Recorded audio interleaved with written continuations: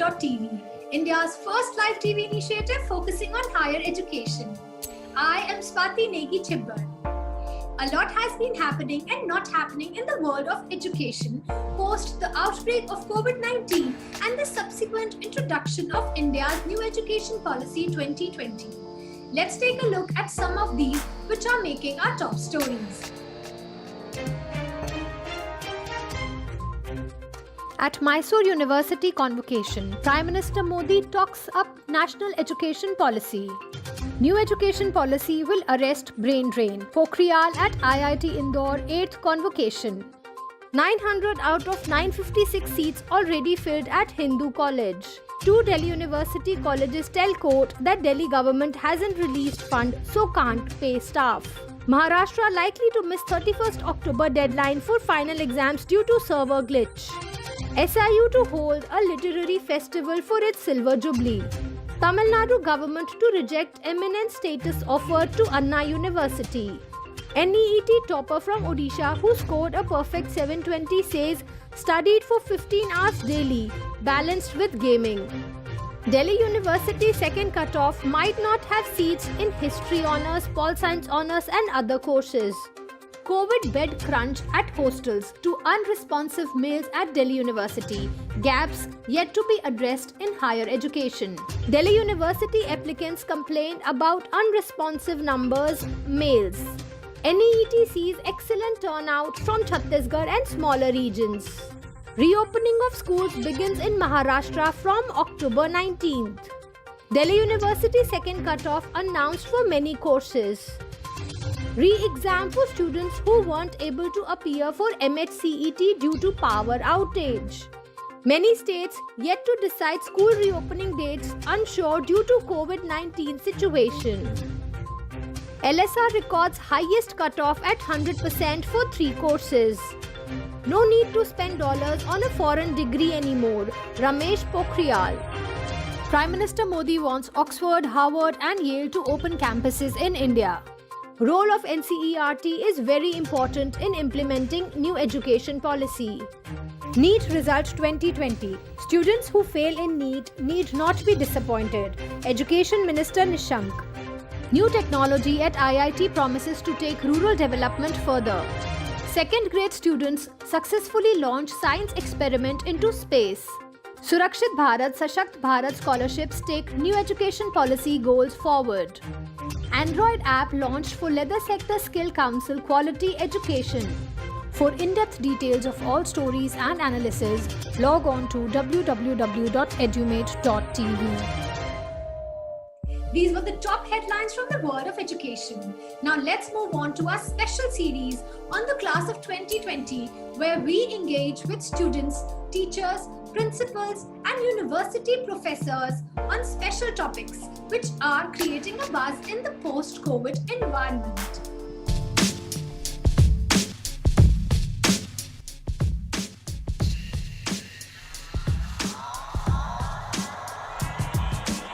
Hello and a very, very warm welcome to all of you. I'm Chetan Sharma. We learn to live and live to learn in what has turned out to be an unprecedented situation, unprecedented time, an unprecedented pandemic, with history being written across the geography of our Mother Earth. And a minor virus has led to a major catastrophe across the realms of the globe.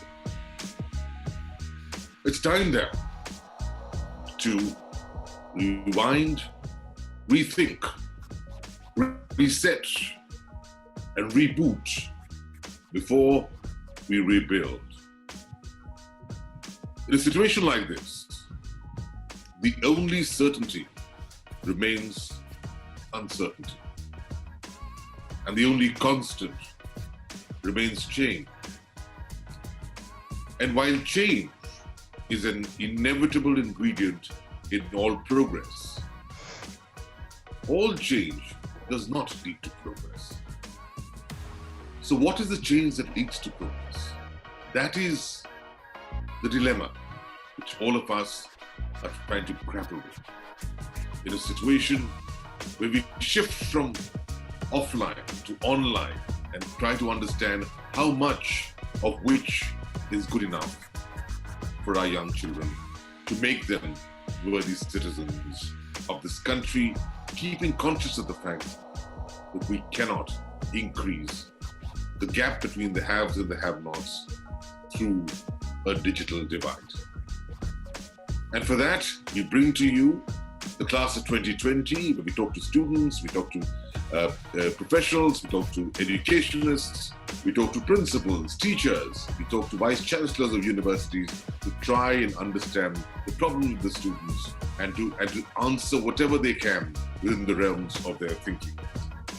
And the objective being that all that we discuss in this program and the several episodes that we plan to do over the next 3 months, we will submit it in a white paper to the Government of India as the suggestions for the new education policy of this country.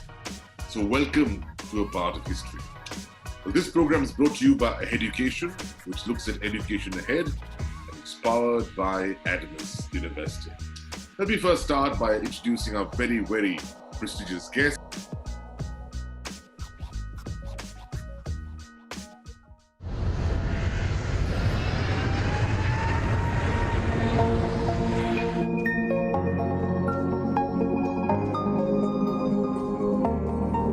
Hey, welcome to Edumate.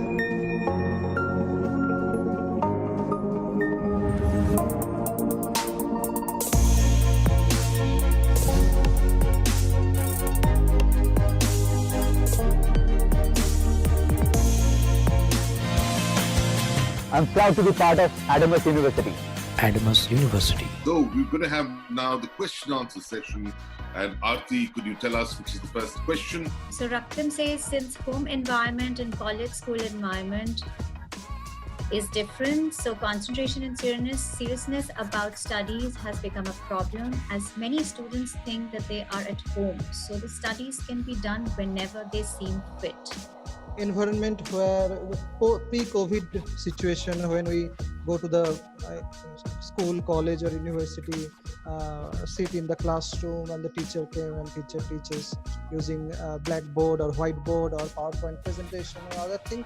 It's completely different when in the post-COVID or the ongoing COVID era, when everyone is sitting at home and teacher is teaching through online resources. Every students may not have a big home, multiple rooms. So obviously sometimes they have to sit together with other persons who are moving around, and that could be a distraction.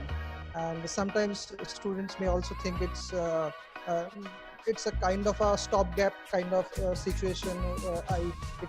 It's not a serious situation, and after some time I'll go back to the school and I'll continue whatever we are doing there previously. So sometimes students, even parents, are not aware of the situation and they think it's probably a temporary situation and we'll go back to our previous life similarly. But that's probably not going to happen for some time, and we, as the promo said, and many others are already discussing, that we have to shift to a different era. Now the digital is the preference, and obviously the classroom teaching will go on whenever we have time or a situation there. Then we can definitely visit the school. We have to find out a way so the noise around us could be minimized. Previously, there is a set time that I have to go to the school or college at 9 p.m. and I have to come back at 2, 3 or 4. But a set time was there, synchronous teaching was there. But now, as a digital era, I think we have to go into asynchronous way of teaching, where there is probably no set time, and teaching could go on at evening also, in the morning also, anytime depending on the situation and availability of the teacher and the students. During this COVID also until now through online, that students have been saying that they are not being able to concentrate at home because of some constraints at home. Small houses, maybe they don't have their own single room. But I would say to my dear students that this is a constraint, and as a student of class 2020 of grade 12, I think in any situation we need to adjust, whether we are in a offline classroom situation, we have to concentrate, or whether we are working now online and it's an important change which has been happening, and we need to concentrate and we need to focus in any situation. I generally say that these are the excuses with most of the students when they are in online and offline. They say that we are not being able to focus on what the teacher has been talking of, and we are not being able to concentrate like this. So I think that students need to be more serious in any mode of learning. Is the online education system not discriminating among all type of students? Online education system is not discriminating. What is discrimination factor is the infrastructural problem. All right. Online education is for everyone. Whoever has access to it would be able to get it. All right. As this time period has come in, this dark phase of our life, all right, so the unprecedented pandemic that has happened, it has given rise to a lot of questions, all right? So we are in front of a new era, okay? So from now onwards, the governments have also started thinking of improving on the infrastructure, on the internet connectivity and everything. And I'm sure that with time, things would be better, much better.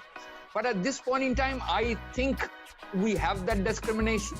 We have that digital differences. We understand some people have net access, some people don't.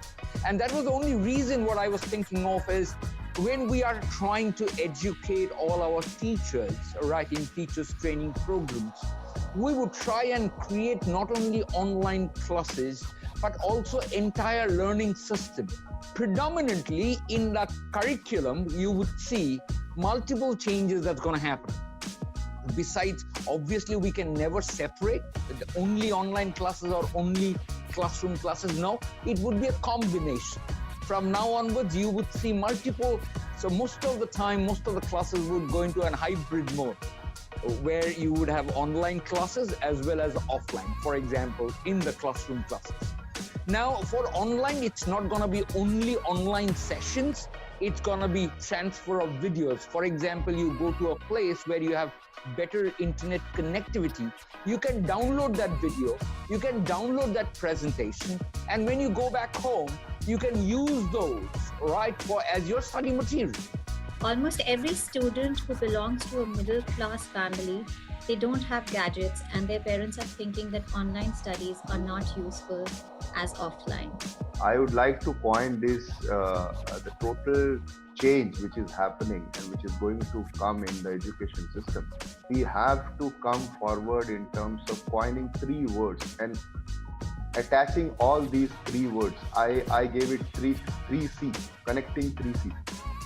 Connection, connect is very important when we are shifting our gears from offline education towards online education. So connection, connecting the children, connectivity in terms of infrastructure. Second is curriculum. The curriculum needs to be thought of how we are going to take forward, because as Mr. Joy also said, learning has got 3 ways. It is through listening, it is through seeing, and it is through doing. So the government or the institutions will have to think about this care. How can we care to the root level, to each and every student, whether it's a poor student, whether it's a middle class student, whether it's a rich student. So we'll have to take care of all the students. Student is same. Anyone can be a good student. Won't online classes on mobile make students addicted to technology? Controlling it should come from within our own self. As we are talking about students, they need to understand the situation, or parents need to make them understand the situation. It is because of this situation we are making them allow, or maybe we are allowing them to use these gadgets for a longer period. So we should, as a student, should take it seriously and should not try not to misuse the gadgets which are being given to them. How can we recover the education losses the students have undergone during this global coronavirus pandemic? Every situation we get experienced. We that experience is the knowledge. It's knowledge is not that whatever written in the books and we are just reading it and we are assimilating it. Sometimes the situation gives you lots of knowledges similarly, the COVID situations also giving you lots of new knowledges that we do not know about. Most of us do not know about the coronaviruses like 2 months ago. Now we know lots of things about it, right? So this is also helpful because we have to coexist with this disease, with this virus for a long time. So it's not an educational loss. Whatever the loss you think it's in your mind, everything can be recovered. And I know that teachers are working very hard. As students, you are also working hard, cooperating with the faculty members and teachers. And if whatever the loss you think, it's a momentary loss, and everything can be recovered through online digital teaching, as well as whenever we have brief time to visit our school, then we can get back to that also. We like the students to perform some art, some way of telling us that they are secure, some way of telling us that they are happy, some way of telling us that they want to express themselves. And today we've got Hridoy and Rakim to tell us exactly that. We'd like to hear from them. हंसता रहता हूँ तुझसे मिलकर क्यों आजकल बदले हैं मेरे तेवर क्यों आजकल आंखें मेरी हर जगह ढूंढे तुझे बेवजह ये मैं हूँ या कोई और है मेरी तरह कैसे हुआ तू इतना जरूरी कैसे हुआ तू इतना जरूरी कैसे हुआ मैं बारिश की बूंद समझता नहीं था हवाओं से मैं उलझता नहीं था सीने पे दिल की कहाँ थी मुझे ये खबर कहीं पे हो रातें कहीं पे सवेरे आवारगी रही साथ मेरे ठहर जा कहती है तेरी नज़र क्या हाल हो गया है मेरा आँखें मेरी हर जगह ढूंढे तुझे बेवजह ये मैं हूँ या कोई और है मेरी तरह कैसे हुआ तू इतना जरूरी कैसे हुआ इतना जरूरी कैसे हुआ Thank you. Welcome back to Edumate.tv, India's first live TV initiative focusing on higher education. Well, it is indeed an interesting class of 2020. Now, isn't it? We will bring it right back to you after a short break. Stay tuned.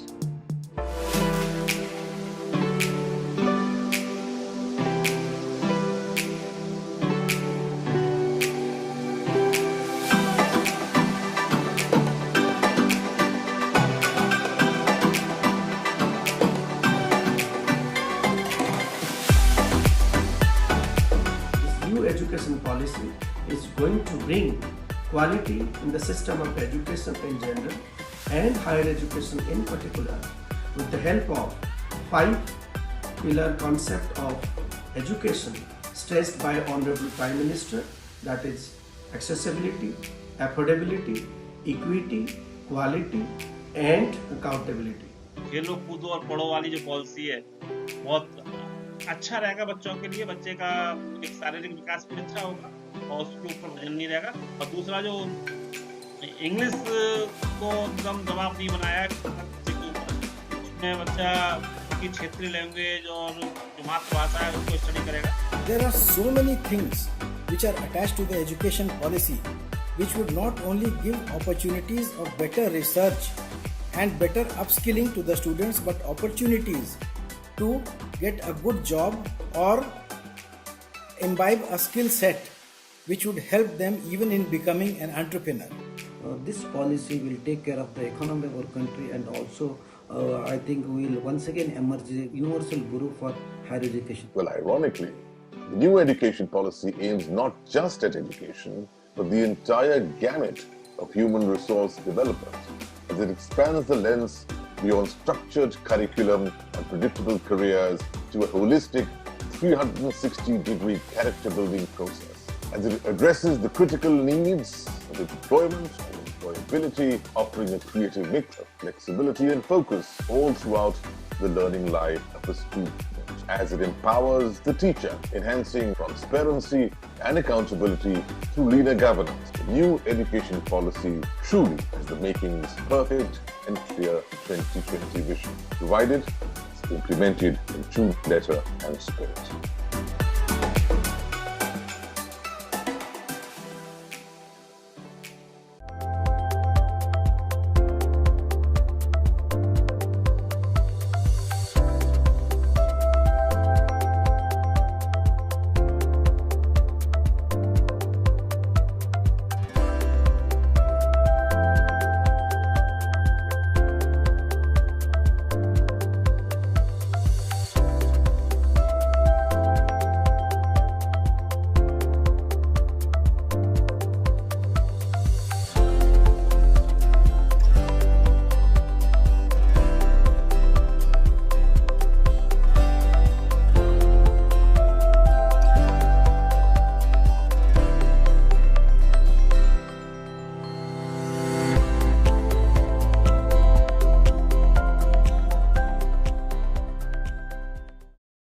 As coronavirus makes us realign and educators line up for online, will classes reopen and end the homestay? How much screen time is actually okay? Parents panic for a safer state, and students in the lockdown frustrate when physical distancing is the new norm and masks and gloves become the uniform. The digital divide is becoming sinister. We now need solutions from our dear minister. हमारी शीर्ष प्राथमिकता उस छात्र छात्रा के जीवन की रक्षा करने का है, ताकि पूरे देश में भी कहीं कोई बच्चा सोचे मुझे एडमिशन नहीं मिला लेकिन मैं दिल्ली में जाके रह सकता हूँ, उसको भी ये कंफर्म हो जाए कि मुझे दिल्ली में एडमिशन मिल जाएगा। परिस्थितियाँ इसी प्रकार बनी रहती हैं तो आने वाले टाइम में कुछ न कुछ निर्णय लेंगे। इसलिए हमारा विचार है कि हमें स्कूल खोलने चाहिए। We can be a tool in the days to come to go use digital mediums of education system. A market is all about demand and supply. We have to see what are the emerging areas where we have to provide skill and education. Excellent teachers should be inducted into the education system as teachers, and they should transform this to their children. पहाड़ी क्षेत्र में tower का कमी होता है, जो आदिवासी क्षेत्र है जी सभी के पास ऑनलाइन मोबाइल नहीं है, तो बहुत सारी बातें हैं। Thank you, Chetan Sharma and Edumate TV have been doing a wonderful job of connecting with people of all sectors and the churning that takes place. It is like Samudra Manthan, and we will get what you say Amrita. You carry the Amrita to the government and let us all drink that poison and like Shiva and make this education system glorious.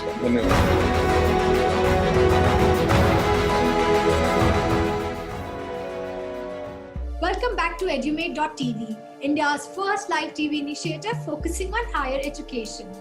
Now let's go back to our class of 2020 and join Chetan Sharma, founder of Edumate.tv, in conversation with students, teachers, principals and university professors on special topics which are creating a buzz in the post-COVID environment. In every class, we have slow learner students from the e-learning modes of education are not as effective as the classroom mode of education. So what can we implement for those students so that they don't have to lose this academic year? When I talk about slow learner, let's try and understand this.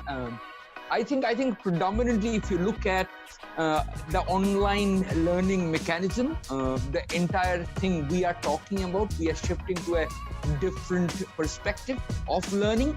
That's going to help people. So whether we talk about a slow learner or a fast learner, we all need to get everyone at the same platform. I think this is one great step we are going to take when we are applying learning, learning management system. Will this e-learning system of education likely to increase school dropout rate? People are dropping, but not to that extent that we should be really serious about it. There are many who are looking forward to go back to the schools. Schools are adapting these changes, and students are also wanting to go back. I think we need to all think positive, and the phobia which we were talking of, we as a parents or as a teachers, we need not to share most of the things related to the fear or the phobia regarding this education of the school system to the students, and let them enjoy the way they have been learning. And I think we should make them very easy with whichever mode this change has been asking us to move forward. It will be other way around.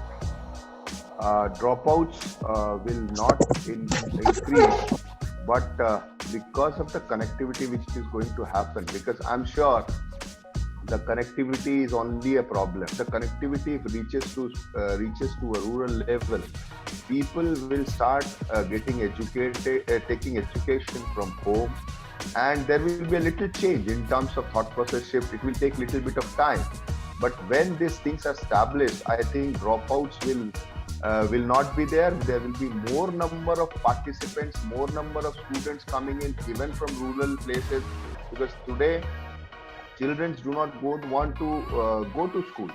So if they have got a facility available that they can learn it from school, and the habits are transformed and changed, I think we will have more education system, better education system in the country, and this is going to help out. So dropouts we should not think of. Many students do not have books, desks, laptop or smartphone. How is e-learning possible for those students? I'll say to my students, when there is a will, there is a wish. There is a wish, there is a way, and I think despite of coming to these excuses that we do not, e-learning, yes, is a challenge to our rural area. That is true. I think the government and the system is trying to address with this. But if you talk about books, desks, the other offline modes of learning, they are, I think we all are well equipped with that. Whether we are talking about rural areas, whether we talk about our urban areas, there are an opportunities, and we need to just look into those opportunities, and we need to move ahead with those opportunities. So I think books are surely available to our rural students also. Will the ministry provide training to the school teachers and students also to persuade digital education? Many teachers actually not very digitally equipped. They are not. Even at our university, you have seen that most of the teachers are actually able to, but still, always there will be some teachers who are not good at, and but probably if you persuade them, if you provide them opportunities through FDP programs, teacher learning programs, or professor learning program, then they probably then they will catch up. We should not wait for ministry to help us. We should every institution, every school, every college, every university should arrange teaching learning programs. They should arrange these programs to actually develop the teachers, the existing teaching pool, so that they can actually use the whatever digital learning devices are available, and the different ways, different programs, because obviously we have to be digitally literate also. Now it is, previously it was not like that, even if some teachers doesn't know, some teachers can just use the whiteboard or blackboard and they can teach. But nowadays every 100% of the teachers has to be digitally literate, And digital literacy is just not like that we access Facebook or access other programs. We have to learn different other programs that can be useful to provide teaching to the online community, like students and other teachers also. Ministry can help, because as you know that only 2.5% is spent towards education system in India, and definitely government will look into that. I am sure that they will revisit that, and I hope they will increase the percentage so that everything, some part of that can be spent towards the infrastructure and this kinds of money. Whenever a new technology comes in, a new thing comes in, there is always resistance. So you would realize the challenges you would find in the two perspectives. One is the accessibility of it. The second one is the mindset of it. All right. So these are the two areas where we face predominantly we see resistance. Now, if you go back, history says that when we talk about pedagogy, all right, so it was teacher coming into the class, giving lecture. It was a one-way communication. Students used to listen and go home. Now, with time, you would see teachers have changed. They have started using presentations, they have started using multiple other aids, visual aids, videos, all right? So this change has happened. We have seen it in our history, would talk about it. Now, today also, this change is going to happen.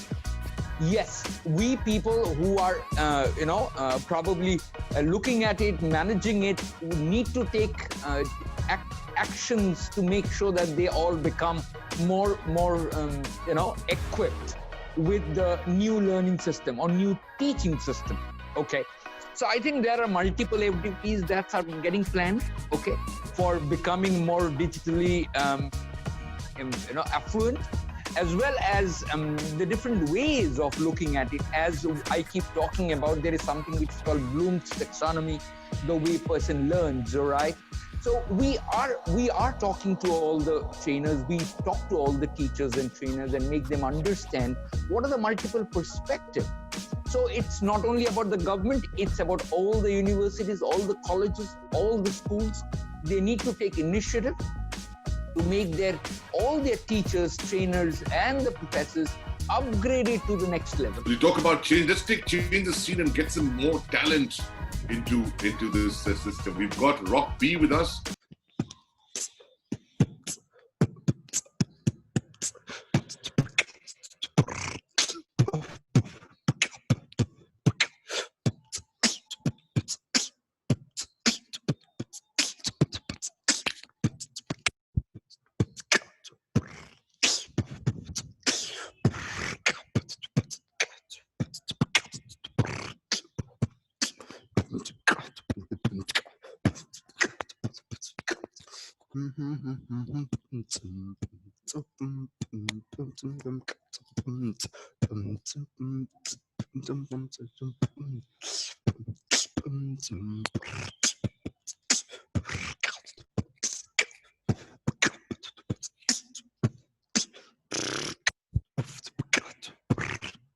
Okay, thank you. All students are not careful enough to complete their homework or classwork during online classes. Will it be possible to cope up for an individual to equalize progress? I think the teachers know how to assess a child with a very different modes also. For this urban area, they can give some assignments, online assignments, and can ask them to submit.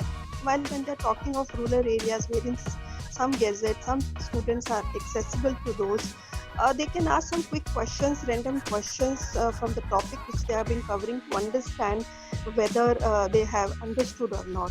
So we have to come out of that our traditional mode of homework giving and checking that homework part. We can check this knowledge through our random questions to different students also, and giving them the online assignments. Yes, it's a challenge, and there are various other, I think, modes the teachers are adopting nowadays to understand their classwork and the homework from the students.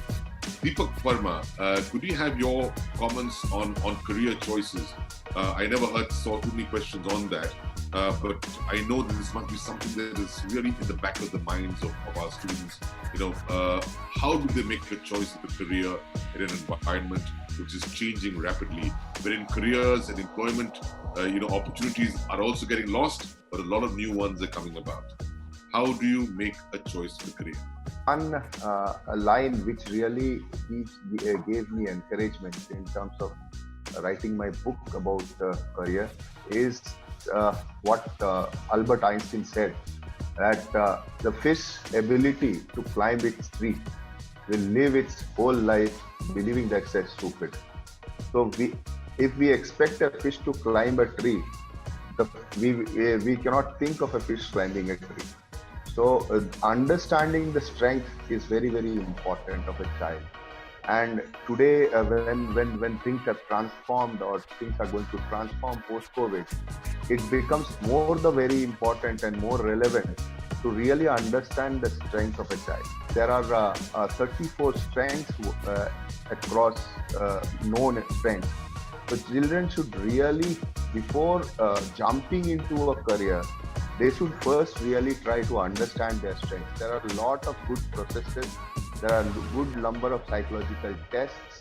There are many of online things available where they need to really understand the strength. I talk about KCC matrix, which is knowledge, clarity, and confidence. So when the strength is known, when the strength is properly understood of a child, then only the child should start working on the learning and development process of that particular strength. A child should select 5 of its top strengths, work upon it, learn it properly. When he starts working upon his strength and learning on a proper strength, his knowledge increases. And when his knowledge increases, what happens? The interest of that particular child also increases on that particular thing, because it is his strength, his interest which has come together. So what happens during his learning and development process? He inclines and starts devoting time, whether it is online, whether it is offline, he starts devoting time. As there was a question that at home, what we do, family is small. But if there is an interest of a child in that particular thing, whether it is a career related to singing, whether it's career related to engineering, whether it's career related to anything, if that interest is there, I'm 100% sure that the child will leave everything and start indulging into it. So that learning and development will increase. And when this learning and development increases, he should enter into practice. A different platform is coming, a different platform has come. And in this online platform, I'm sure that people will have got a lot of opportunities to find out their strengths, increase their learning and development. What Mr. Joy was talking about, they can continuously learn, and then if they practice it, I'm sure they will certainly have a very good understanding. We'll take closing comments very quickly from Professor Rudra, Professor Chaudhary, and Priyanka. You can let us know your closing comments, as well as also add what you think that you liked in this show. Every new challenge creates opportunities, and in my opinion, that we should embrace all the opportunities. Obviously the challenges will be there, and with time we can find out ways to minimize the impact. The digital learning is going to stay for a long time, and that's the new normal. Remember one thing: what you do today, what book you read today, what actions you take today is going to decide 5 years down the line which car you would drive. It's your life. Make sure you get it right. Go to everyone, whoever is known to you, whoever can help you on whatever it is. Amazing, fantastic, Chetan, as usual, amazing. And I really appreciate all the speakers, Mr. Verma, Dr. Verma, Dr. Srivastava, obviously Rudra sir, and all of us together. I think it is going to create a lot of value, and it's going to add a lot of value to all the students across. The program was really wonderful, and I think the students have got some clarity out of this program. My message to my students is that they should positively accept this change and unlearn yourself and move ahead the way that times have been come. The initiative, at a very right time, you have taken it to really make children understand that what are the challenges they are going to face in terms of online education, how they are going to handle it. So bringing all those faculties here, I think a lot of questions are answered of many students. So that's the beauty of online. And second thing is, I would request you to make it a big program. Many number of students across the country should listen this so that they get helped out of it. And because many students in the country would be having same questions and same challenges. So I think it should reach to mass and most of the students get benefited out of it so that the adaptability of online education becomes much more easier. Thank you so much. We'd like to know from the students what they like best from today's webinar. From today's webinar, I have learned, despite of this coronavirus, we have to overcome all the challenges and do what we should do. The things which you have told us, the answers which you have told us, will help many students, and the students who are here to cope up with all the problems. Ma'am, actually the best thing that I know about most of the great teachers like Srivastava ma'am, then Joy sir, Deepak sir, and about this book also, which can help in planning our career to a best level.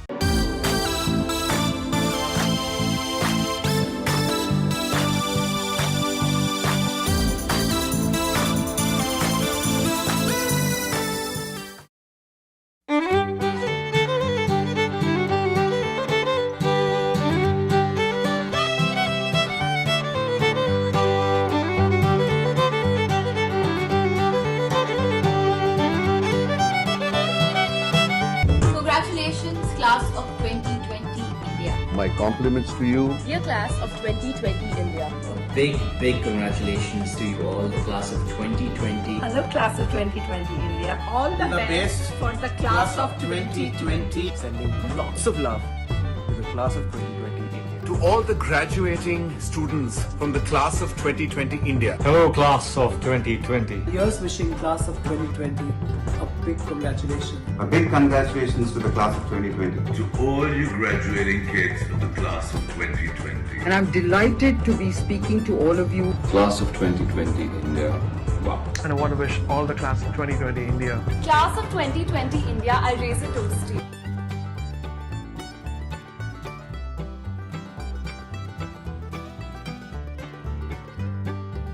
Sorry that the circumstances are so dire that you can't have a proper celebration and event. And I know that after 16 years of hard work, you all must be thinking, why now? Why us? We don't have control over these situations, but you can choose how we react to them. No matter how you're feeling right now, you have to know that the future is bright because the future is you. I feel bad that you will not have a graduation party this time, but then you have the rest of the life, and that you will ponder and reset the system. You have a huge party awaiting you, and that party is called life. You are going to pave the way for a future, for a tomorrow that is sustainable, inclusive. You, my friends, are an essential building block for the trends that are to come. We've been thrown into a virtual digital world, and who better than all of you to figure out what technological solutions are possible. Going forward into the future, you shall be the torchbearers of a new world. So go out there, work really hard, fulfill your dreams. You guys are going to make a change to the world for the better, that's for sure. 2020 is unlike anything we expected, and you are the first graduates to make way in this brand new world. This COVID nightmare, it'll change you all in the way you look at the world, and make you all more deeply sensitive, appreciate what you all have. You people are really experienced the most toughest things, and I am sure of that. You will all be prepared for your future. Please keep hope. Hope is life. It will be a great nation. For all of you, you will cherish. You might have missed out on a graduation ceremony, but here you are with the whole country celebrating you.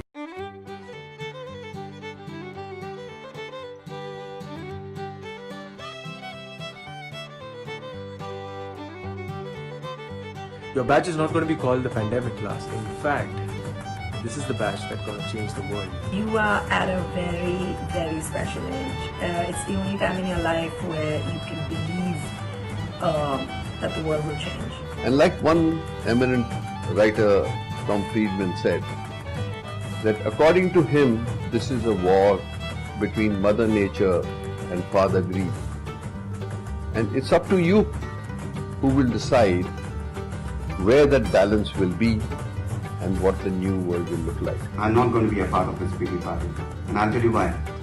Because I see you as winners. When this ends, we'll make you deeper and finer people to go out and embrace the world and put your stamp on whatever journey you choose. You guys will understand compassion, unity, cooperation and peace more than anyone else. The post-COVID world is also going to give you a series of new opportunities, of new thoughts, new ideas, and you're going to be in an amazing, amazing place. You bring hope for the future, and that is a reason to celebrate. Sometimes it is quite adventurous, romantic, tough, painful, but young blood can take everything very happily and fight it. It's you guys who are going to make the biggest change from now on. So welcome to the best days, the best years of your life. I think it's the best stage of life because when you're starting off, you have so many dreams, so many thoughts, and an entire life ahead to go and fulfill that. Your batch is going to be the first batch to come out in a much cleaner, much wiser,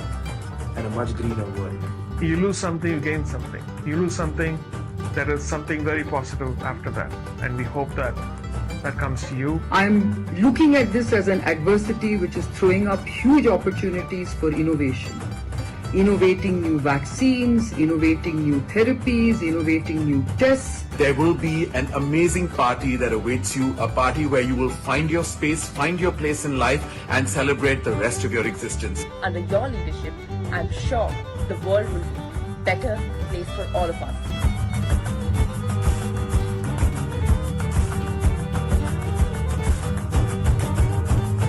I'm sitting over here to give you all my love and all my respect because you guys deserve it. All this and more. I want you to come out of this feeling stronger and more confident because you figured it all out. Our children have the brightest brains in the world, so I'm sure all of you will land up on your feet and be able to conquer the world. Give yourself a pat on the back. You guys have done amazingly well. You all will put your stamp on the world and leave it a better place than we found it. You will be the leader of compassion. So hang in there and just enjoy your day and enjoy your year ahead. I love you all and I wish you the very best. I stand by you, I look up to you, and you will lead our way. And I want to wish all the class of 2020 India a very bright future. God bless, live life to the fullest, and go make it. Wish you all the best to go out there and do what you want to do and fulfill your dreams. And I hope and I pray that your Josh is always high. Congratulations on your graduation. You guys are the future. All right, love you guys. Bye-bye. All the best. All the best to the class 2020 India.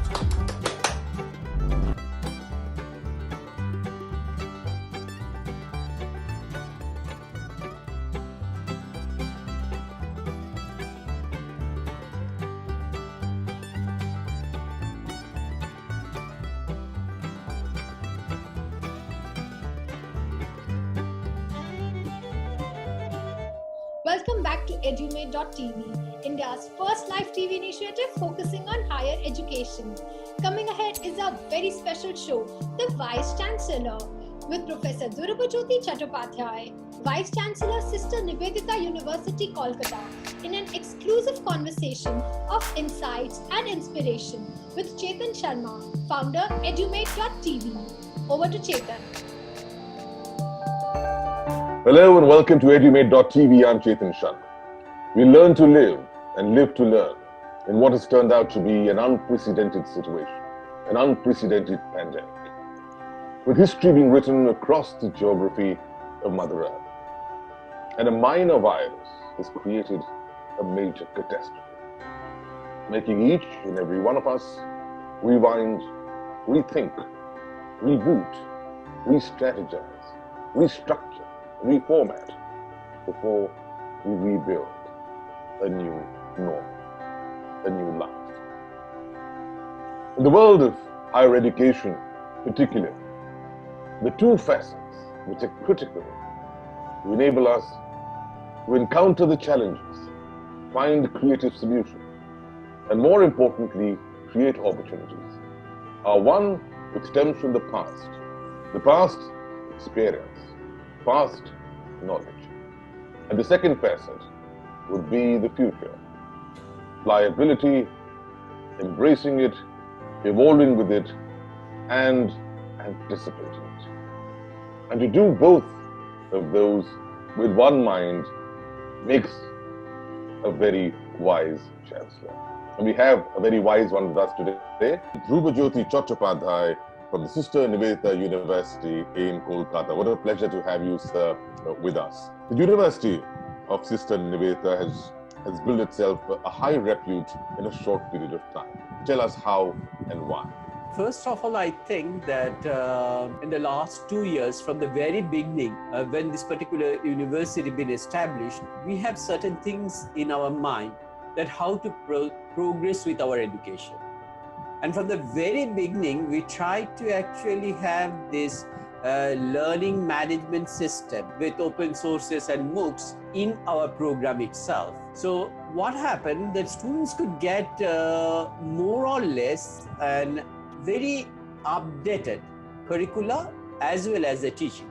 I look at this situation when this corona, the virus, which is submicroscopic, you cannot see without electron microscope, is actually make all of us actually completely in a mess.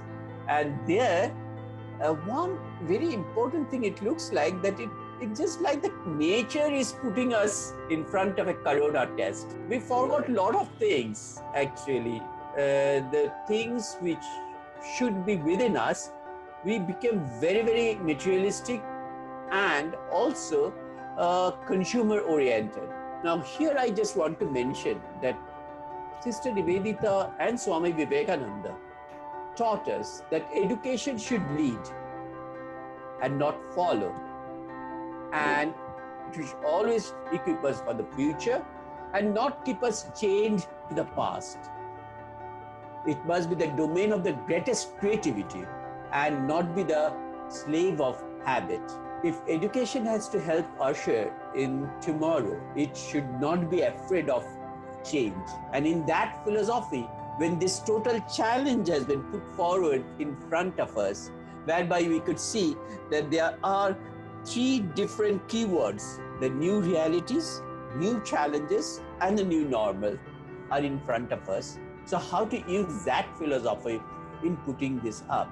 And that itself helped us for the last 2 years to develop. We always try to give our students the best, not only with respect to the knowledge, but with respect to the ethical values, with respect to their different types of extracurricular activities. And this, we are talking about choice-based credit systems and other things, but we actually incorporated that from the very beginning so that the students can opt for the different types of subjects as per their wishes. Well, that's, so obviously what you're suggesting is the need for holistic education. And, I'm so happy that you brought that up, and you are addressing that because at the end of it all, that is what's going to make the difference. It's not the textbook, and it's not only what you teach, it's how you teach and how well you ensure that the learning happens. I think that, and perhaps even the virus is teaching us that learning has to be a responsibility of various factions of education. It's not just the teacher, not just the student, it's the parent as well. It's the principal as well. It's the vice chancellor as well. And as long as each of us are open to learning, there is no way that we'll not succeed. Do you agree with that? Yes, absolutely. That when all of a sudden that lockdown been announced and we have to shut the university, though we have this online education management system, but the practice of the faculty members and the students to avail this opportunity was pretty less. And when from management we have requested that everything should be online now onwards, there is a huge resistance. So they started up thinking, oh, internet connections will be a problem, oh, that will be a problem, this will be a problem, the teachers are not ready with it. Though this is there for last 2 years, but we cannot actually impose this. This is a philosophy that we wanted, that these particular platforms are available, we should use this. But now there is no choice, so they have to use it. And within 15 days, I can tell you, There is a complete change in mindset. So the first challenge in front of us is the mindset. Mindset of us, mindset of faculties, mindset of the students, mindset of the parents. All four fronts are equally responsible for giving so much of resistance to this particular type of education and could not get the actual fruits out of it. Now, when they could realize that in a class it is possible to have quizzes, in a class the interactions are going to be much, much higher. In a class, the backbenchers who never responded, they are coming up with questions. Because earlier, everybody is thinking what the others, if this is a silly question, the others will react on it. But when I am from home, I am not. I can ask any question. So all these things are slowly coming up in a way so that after the, say for example, 45 days, I could find, it becomes pretty popular. I really understand the problem of the bandwidth. I really understand the problem with the internet connections. They're looking at the things that we have to unlearn a lot of things and we have to relearn a lot of things. How beautifully put, sir. How beautifully put. And I'm so glad that you're bringing all this out from Kolkata. In fact, I had the fortune of being born and brought up there and having my early education in Kolkata. And, in that capacity, the change in mindset was the first thing that we had learned when we heard Rabindranath Thakur's famous poem, "Where the mind is without fear." And I think that was a huge catalyst in us opening up our mind. And I'm so glad to see educationists like you paying credence to that. And the need to be flexible is also what is critical. But flexibility is not only a question of mind, it's also a question of curriculum, to make it relevant, to make it responsive to the external environment, and also for new career opportunities. So how are you changing and being flexible on that front? That is what we are facing right now, is the new realities. You know that when we are looking at what is going to be in future, availability of employments, if we look at the nature of the jobs, complete change in the job profiles also, we need an understanding of how to digitalize the whole thing. In the science and technology, the major challenge is the practicals. How we are going to do the practicals, because if the students cannot do the practicals, how they are going to learn. Now, so the concept of the virtual labs, which are there, IITs are there, the programs are there. Nobody practiced it. Now we started to practice it. And now we could get the fruits out of it. In remote corner of the colleges and university, where the sophisticated instruments are not available, with the help of the virtual lab, you can make the students understand about that. So earlier we cannot have that in the curricula, but right now I can actually teach those things. So while doing this particular for the last 3 months, one thing I always sharing with my faculties, think about how to be creative about the next academic session, because there we can have our new academic curricula. And that new academic curricula should incorporate what is possible, what is not. The new curricula should also accommodate the new concepts in the job availability, in the employability of the students. We are talking for the last 1 year, Education 4, Education 4.0, but how much we achieved. But I can tell you that in this short period of time, we started. It's almost looked that the corona pandemic catalyzed the whole situation to move forward in a much faster way. I salute you for actually looking at the opportunity in the crisis, and that's quite brilliant. And that's really what I would have wanted from my Vice Chancellor were I studying in Sister University at this point of time. And hopefully maybe I'll pick up a course sometime. It's never too late to learn, is it? That having been said, a lot of learning is also happening across all levels. Professor Chattopadhyay, it's happening for students, parents, teachers. It's also happening for the government, and also the Supreme Court. And to such extent, because there's a lot of discord between the state government, the center governments, within the policies of scrapping examinations, of delaying. Opening up of institutions, and there has been various voices because opinions are galore in this country, and there are always two sides of the coin. the pluses and the minuses. So are you happy with the way you think things have panned out from the pure governance angle? Yes, we are going to change the curricula. We'll look at the curricula from the other side. But with respect to governance, what I can tell you, that the first and foremost important thing is that how the teaching pedagogy is going to be changed. Only then actually we can get to know about. So normally, how we look at the examination. So immediately the question comes about, oh, we have to test what the students understand. You know, that right now with the help of quiz, with the help of regular assessments, we can get to know that where we stand, whether the students could understand. The students are coming up with so many new things. And this is actually a huge learning for us. And that helps in our governance part with respect to examination also. Now, when you said that examination, complete change. So far, what we look at examination, we try to actually judge the students' mugging capacity. But no, we have to try to examine what they understood and how that particular understanding could be implemented. I remember my presidency days.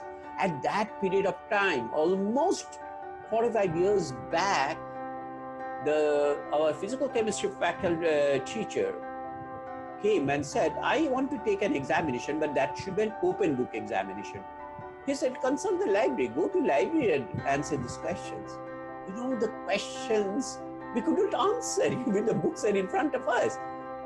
And that actually helped me to understand how to look at the book, how to read the book, and how to answer the questions. It's not just there's a notes given by the faculty members. It's not just what they are saying. It has to my understanding, my interaction with teacher, books, everything. And that is one of the most important things with respect to the governance part. The second thing with respect to the governance part is that, you know, the whole thing is actually, we have to do it in isolation. And because we have to maintain social distancing, we have to have mask corners, we have to interact in such a way, all these things are going to be maintained by a strict vigilance, discipline, and other things. Is that going to actually affect our natural things even? And thereby, it will actually give us an understanding also. So with respect to the examination, with respect to the class teaching, change in the class teaching, also with respect to the curricula, our particle, all these things, discipline, everything is going to be a challenge for our governance part. Right. Now, you mentioned your days in presidency. I wanted to mention some more of your days because I know that you had a very intriguing career. So I need to understand Dhruva Jyoti Chattopadhyay, the professional. Talk us through your career so far. Inspire those who are watching this show.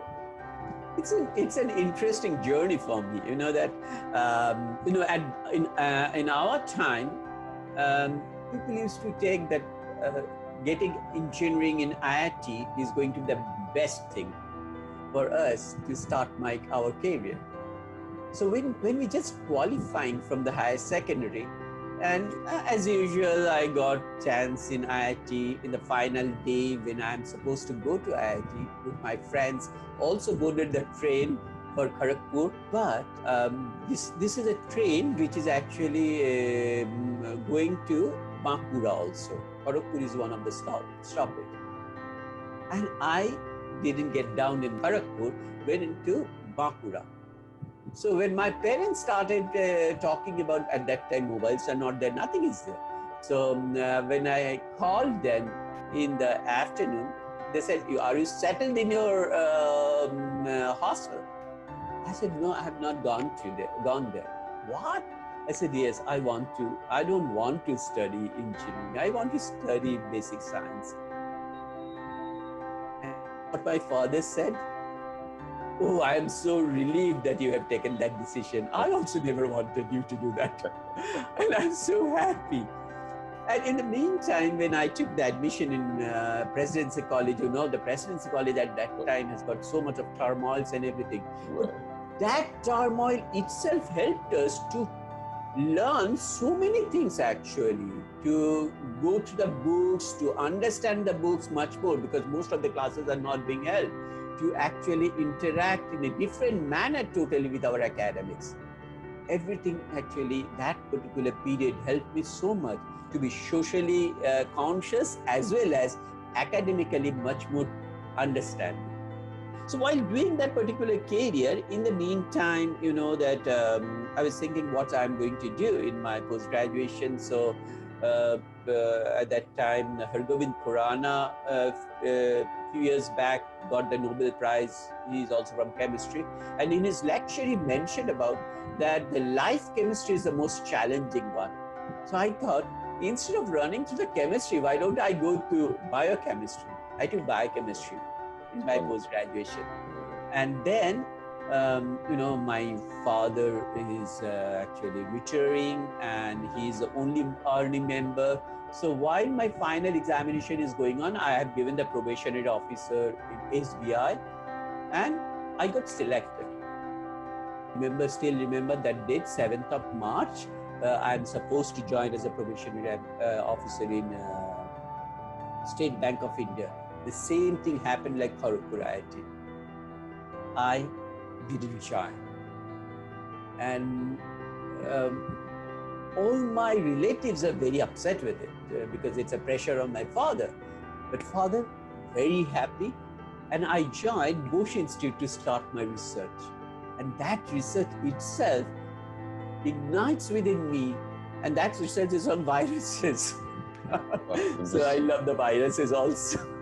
The PhD, the post-graduation in virology from United States, came back, joined Calcutta University, started to teach virology. So that's why my dream, actually, I could find that if you want, it will be, I am going to the most happiest person. When I'm coming back from the United States, all my mentors in the United States, they said, going to Calcutta University, they have no research facility. You were suiciding.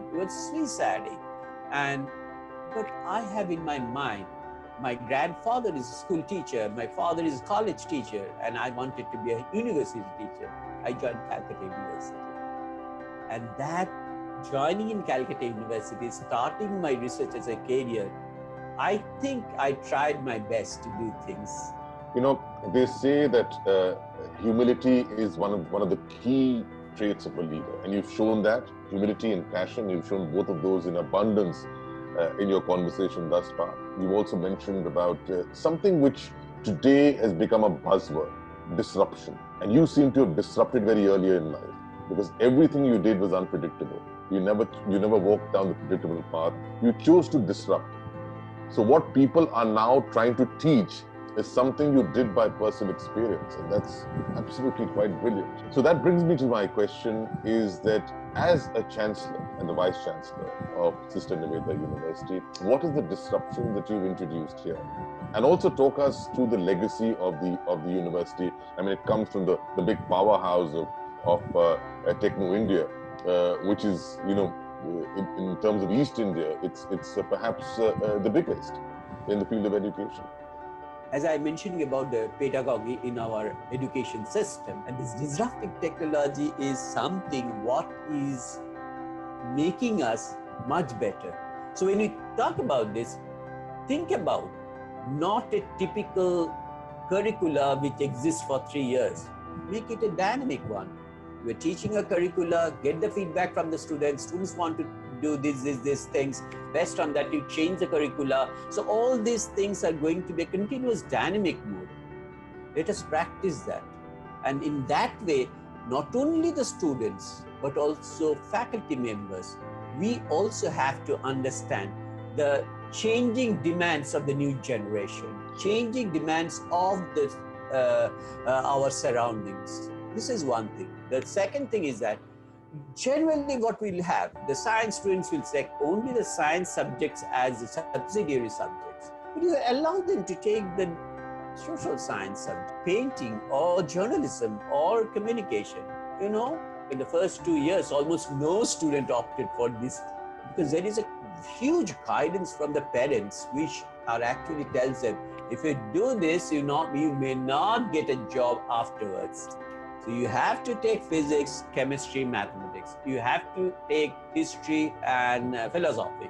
So these are all related subjects, but I just wanted to change that. I just wanted that if these things could be changed. And in that way, you put up the history of science as one of the major themes in your understanding. You put up the research projects. Even in the social science, even in the English students, why they are not going to do the projects? And those projects are actually, they go to the publishing house, they can go to, so during the summertime, they can go to different places, they can have creative workshops, and the creative writing could be one of the major challenges given to them. So in that way, I think the disruptive understanding of education is going to help our students, our next generation, in a much better way. Students are excited, but you know that nothing could be done. Slowly, it's become reality. And when it will become reality, maybe I have to think a different way. How refreshing! And I salute you for just having these thoughts and this churn in the mind. It reflects the fertility in thinking. And I often say in my programs that the only thing constant is change, and you seem to be just corroborating that. You've got to change at every step. And the only way to become adept is first to adapt and then to adopt. So it's beautiful the way you've been thinking and pursuing your thoughts, which itself is very important. I mean, just having an opinion is one thing, but implementing it to a T is quite remarkable. And I commend you for that, Professor Chattopadhyay. I also want to learn from you. In fact, not just me, all our viewers. And all our viewers will come from different cross-sections of society, of the education society. So I want your spot of advice for A, the student, B, the parent, C, the teacher, and D, the fellow Vice Chancellor. The students, they should actually must think out of box, which has never been appreciated. And we have to start the learning process in a student-centric learning process. We are talking about personalized medicine. We have to think about the personalized teaching also. So each student have the thirst for different areas, understanding of different things. So you have to do that particular understanding, student-centric teaching. For the teachers, I think it is the most important thing is to understand your student, their need. And so far, what we used to do, we thought that I shall teach this thing to the students and then judge them based on that. Let us actually tell them, this is the area I want to teach you. Go back, have some look, and come back with your questions. I shall answer that. So in that way, the whole way of teaching must be changed, and let us be prepared for that. Parents, please never ever try to force your kids to go for something which they don't like. You have to appreciate their things.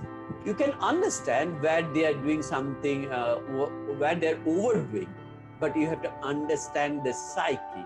A student who is interested in painting cannot be forced to go for chemistry, or cannot actually, you can force him to go for mathematics. Give them the chance. Having painting, mathematics, both are very much related. I always actually try to get the interrelationships. So our teaching should be a cross-disciplinary one, and it should across the discipline we have to train our students. So parents, don't try to force your kids against their will. And then as Vice Chancellor, never be satisfied with what you are doing. Keep your thirst on and try to understand your community in a much better way so that you can contribute to the community and actually carry on the philosophy of Sister Nivedita, which is actually completely devotion for the others. And thank you, Edumate, actually, for the last 2 days to get myself more concentrating on what I want to say. It's brilliant. It's brilliant. It's insightful, and it's humbling. All that you say, and I'm so glad that you say it just the way you said it. You've been disruptive, Professor Chattopadhyay, in your own experiences. You've been disruptive in your practice. You've been disruptive in your thoughts. You've been disruptive in your implementation, and you've been disruptive in how you look at the future. And that's exactly what makes you a very refreshing, wise chancellor.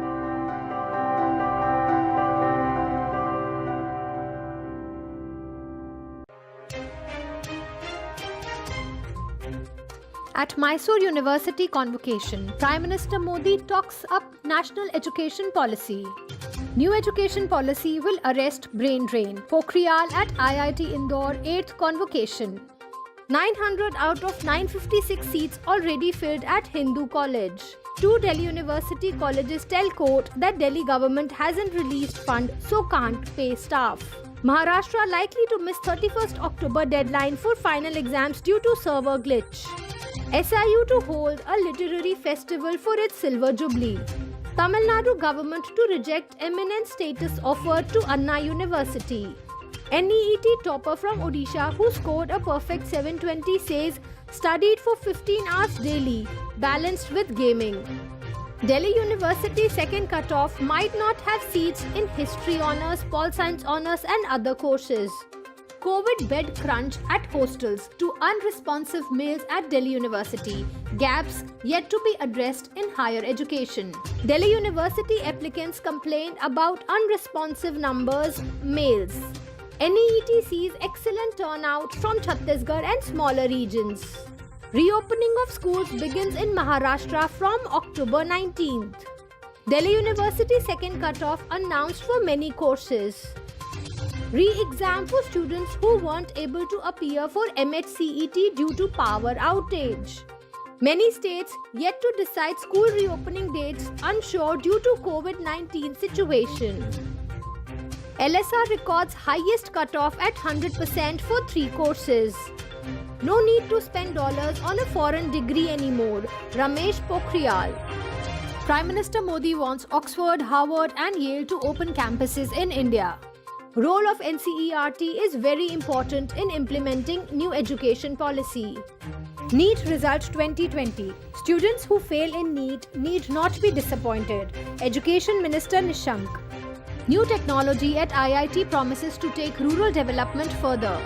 Second grade students successfully launch science experiment into space. Surakshit Bharat, Sashakt Bharat scholarships take new education policy goals forward.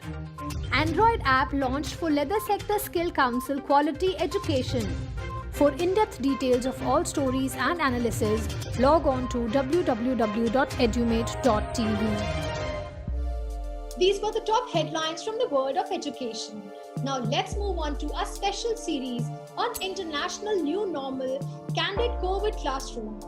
Today, we step outside India to take lessons from experts from across the globe, where we engage with industry, domain experts, principals, and university professors on special topics which are creating a buzz in the post-COVID environment.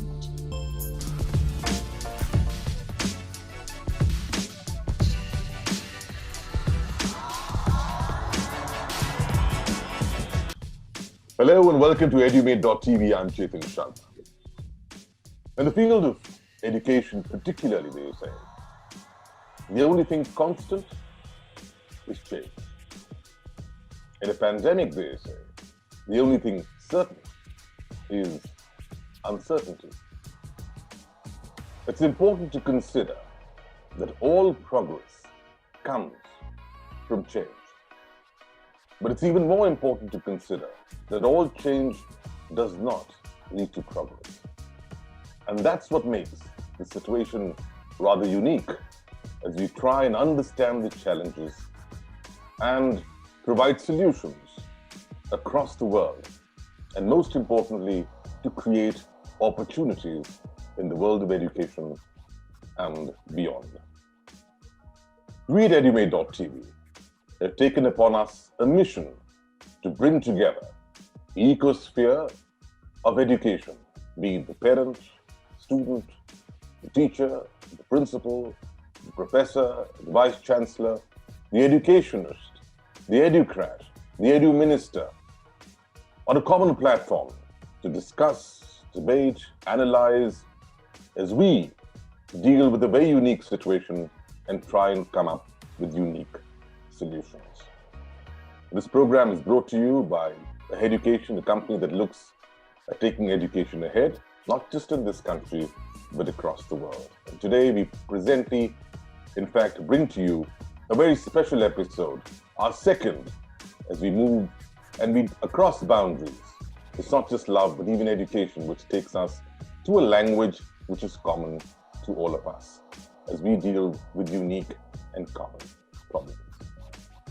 Our global chapter initiates from today outside the realms of just South Asia, which is our first chapter, with some very, very special guests from the United States, from Sri Lanka, from London, and closer to home, from Iran and Bangladesh, as well as India. Let's take a look at who our very special guests are for today.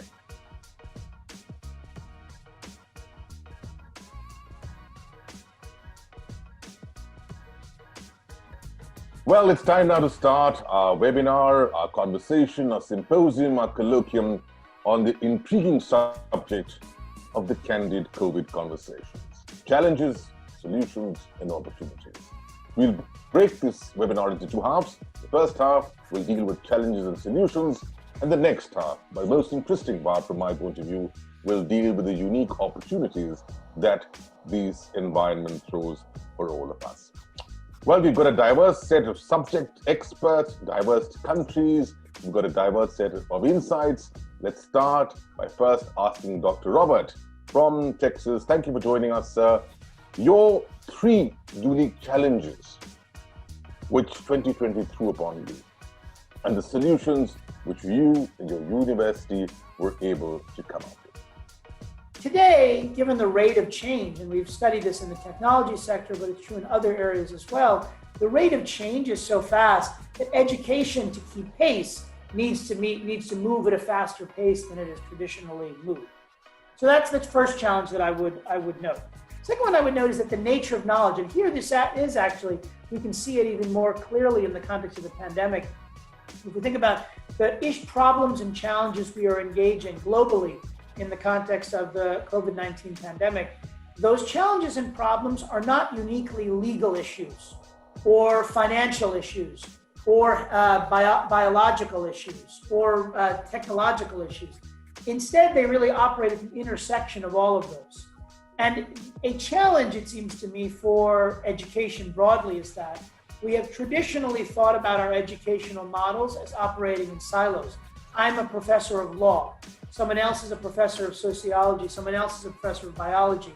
And what we are trying to accomplish is achieving the maximum level of depth within each of those silos. The reality is that the nature of problems today that the world is facing, that our students will go into the world to engage, are cross-disciplinary. If we are not giving them grounding across disciplines, we are failing them. And finally, and this is a challenge I would say for traditional educational institutions. So then the solutions. First of all, I would say that, and again, very much this does tie into the coronavirus. I said if there was ever a time to seek forgiveness rather than permission in higher education, it's now. If we were to get ahead of this. So our law school, for example, has been able to open for in-person classes.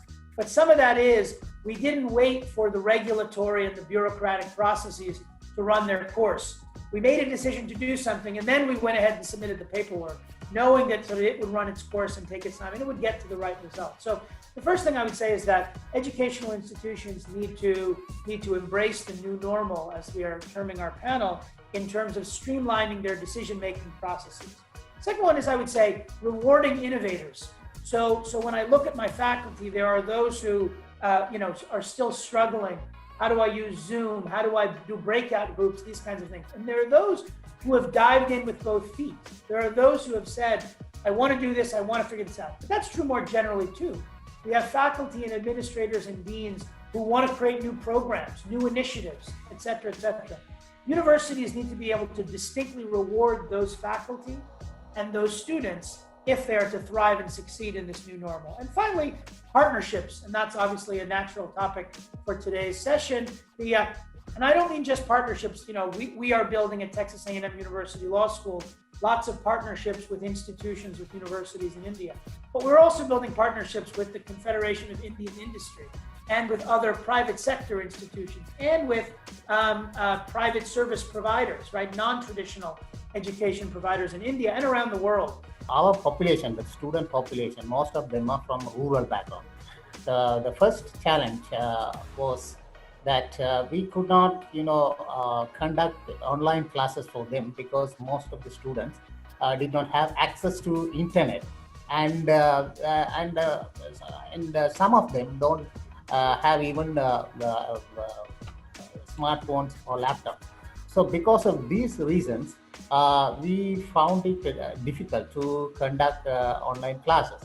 And also, the teachers, most of the teachers, the lecturers here, working. I'm attached to Faculty of Arts. So in the Faculty of Arts, the teachers lack experience in handling these online tools. So they are some of them are very new to these online platforms. So they require a training in using this online platform. So because of these reasons, we could not conduct teaching for our students. So what the solutions we did was, the first thing is, the university, they summoned a meeting, they convened a meeting, and all the faculties participated in the meeting where the Vice Chancellor was present, and all of us made our complaints, the problems. We told our problems to the Vice Chancellor and the faculty members. Then it was taken to the ministry and the UGC. Afterwards, they took initiatives to donate phones, smartphones, and laptops to the students. So now, since the COVID is very much under control in our country.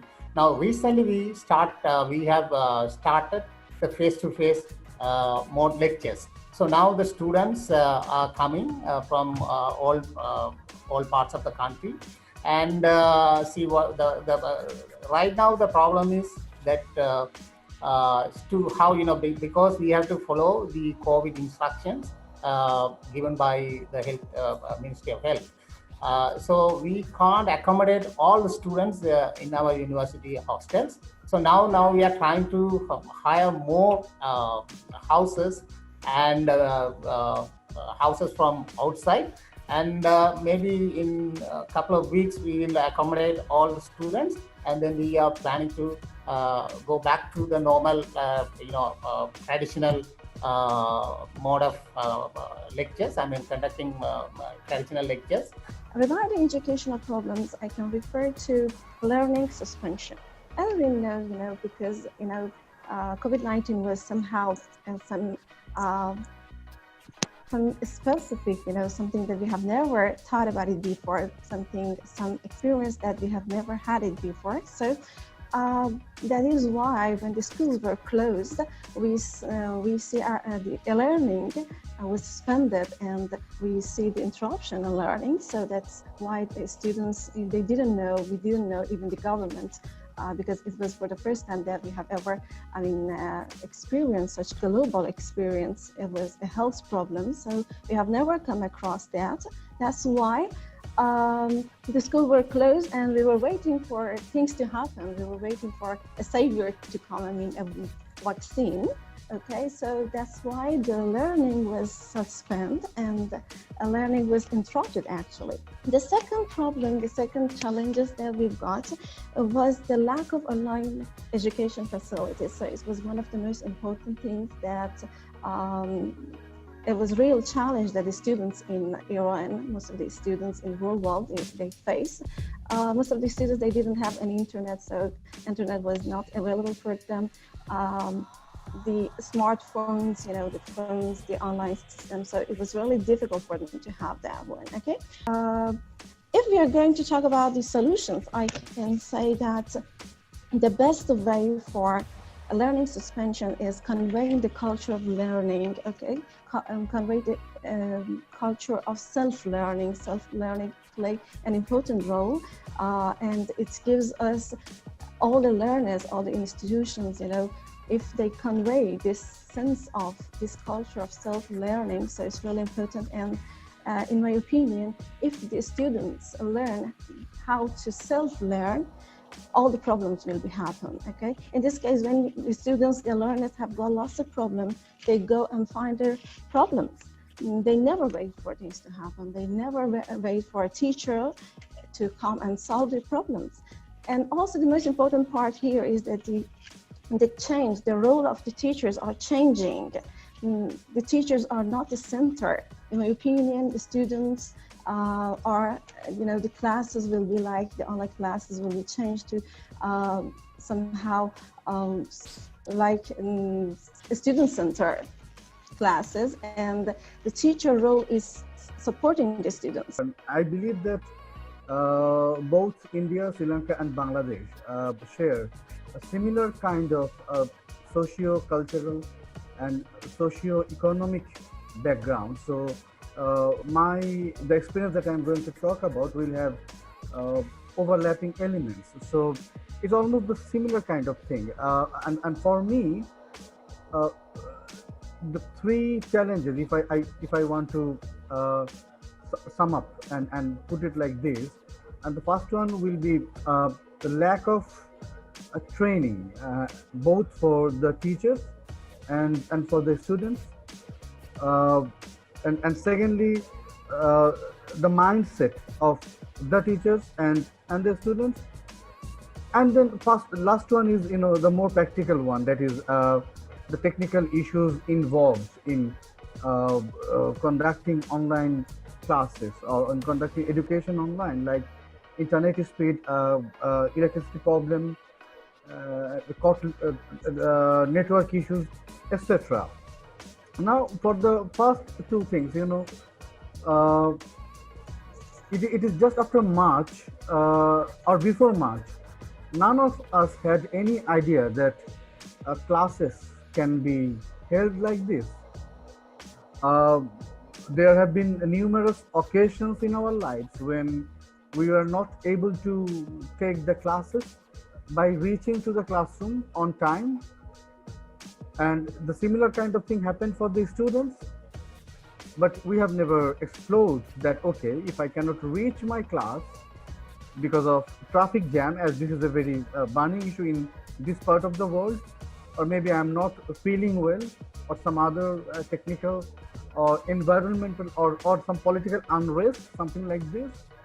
If I am not able to take the class by going to the classroom, I can compensate that by offering my classes online. It's not that Zoom or Google Meet or Google Classroom, all these things were not there before March.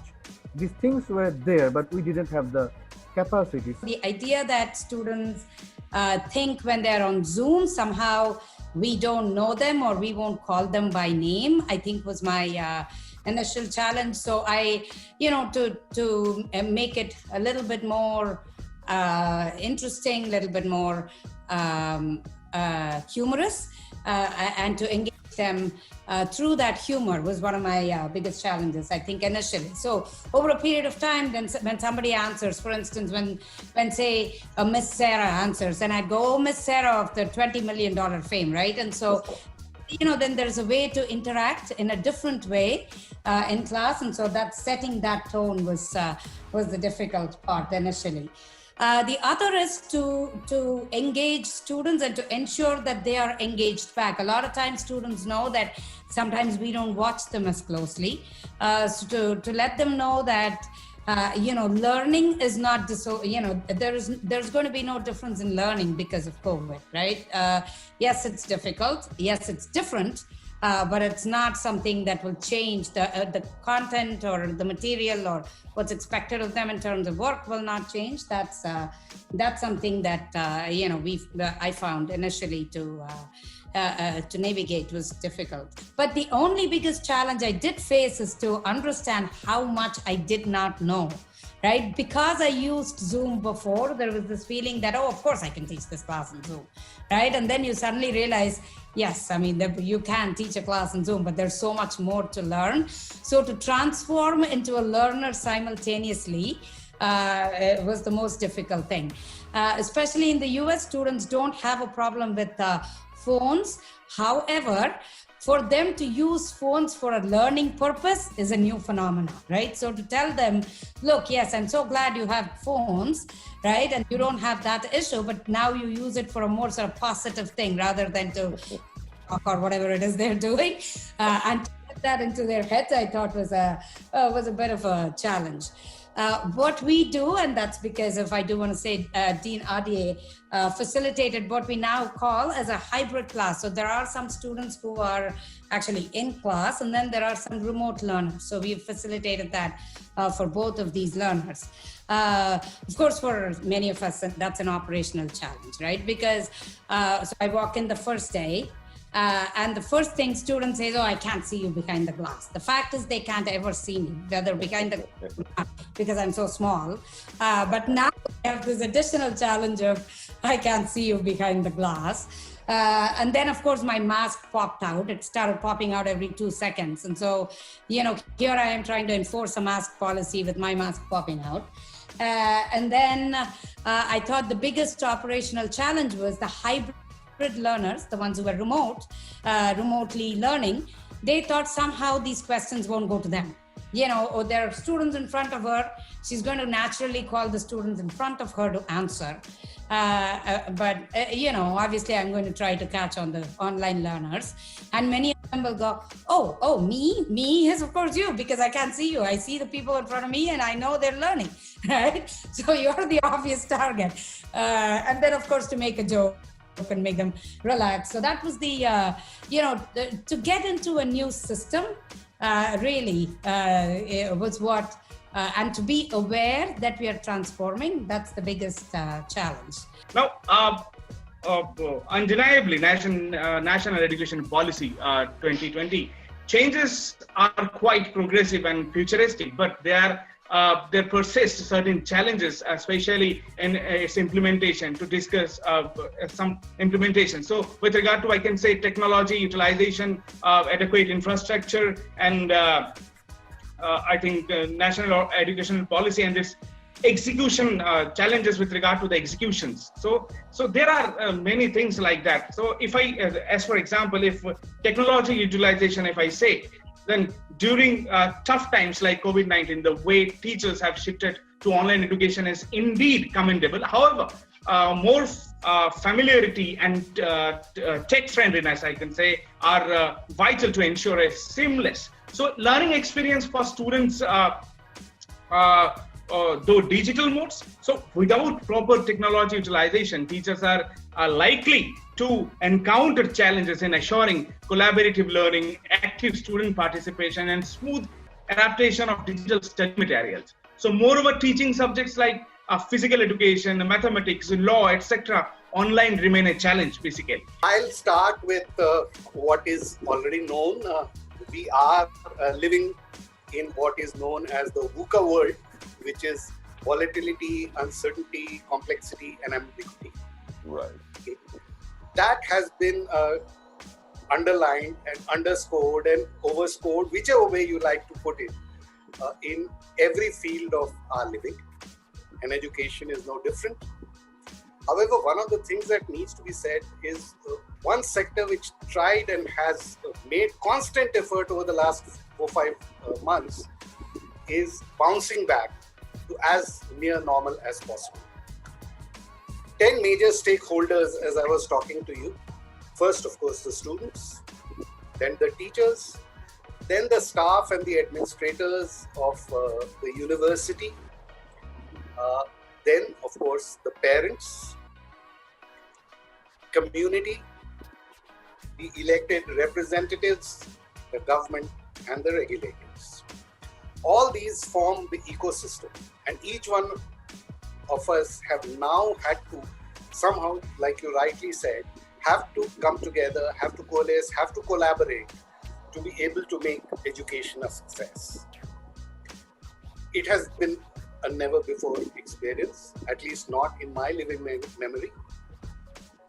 However, what is really fascinating is that all these 10 stakeholders or 11 stakeholders have really tried to do their best. It's often said that, the coronavirus has come to take a breather in life, right? So we'll take a breather as well. The only difference being that our breather is going to be a time breather for 4 minutes. We'll come back. Stay with us. Imagine you were born in 1900. When you were 14, the World War I begins and ends when you were 18, with 22 million people dead. Soon after the global pandemic, the Spanish flu appears, killing 50 million people, and you are alive and 20 years old. When you were 29, you survived the global economic crisis that started with the collapse of the New York Stock Exchange, causing inflation, unemployment, and famine. When you were 33, the Nazis came to power. And when you were 39, the World War II begins and ends when you're 45, with 60 million people dead. And in the Holocaust, 6 million Jews died. When you were 52, the Korean War begins. When you were 64, the Vietnam War begins and ends when you were 75. A child born in 1985 thinks his grandparents have no idea how difficult life is, but they have survived several wars and catastrophes. Today, we have all the comfort in our new world amid a new pandemic, but we complain because we have to, because we need to wear masks. We complain because we must stay confined to our homes, where we have food, electricity, running water, Wi-Fi, and even Netflix. None of that existed back in the day, but humanity survived those circumstances and never lost their joy of living. A small change in our perspective can generate miracles. We should be thankful that we are alive. We should do everything we need to protect and help each other. Welcome back to Edumate.tv, India's first live TV initiative focusing on higher education. Well, it is indeed an interesting international candid COVID classroom. Now, isn't it? We will bring it right back to you after this very short break. Stay tuned.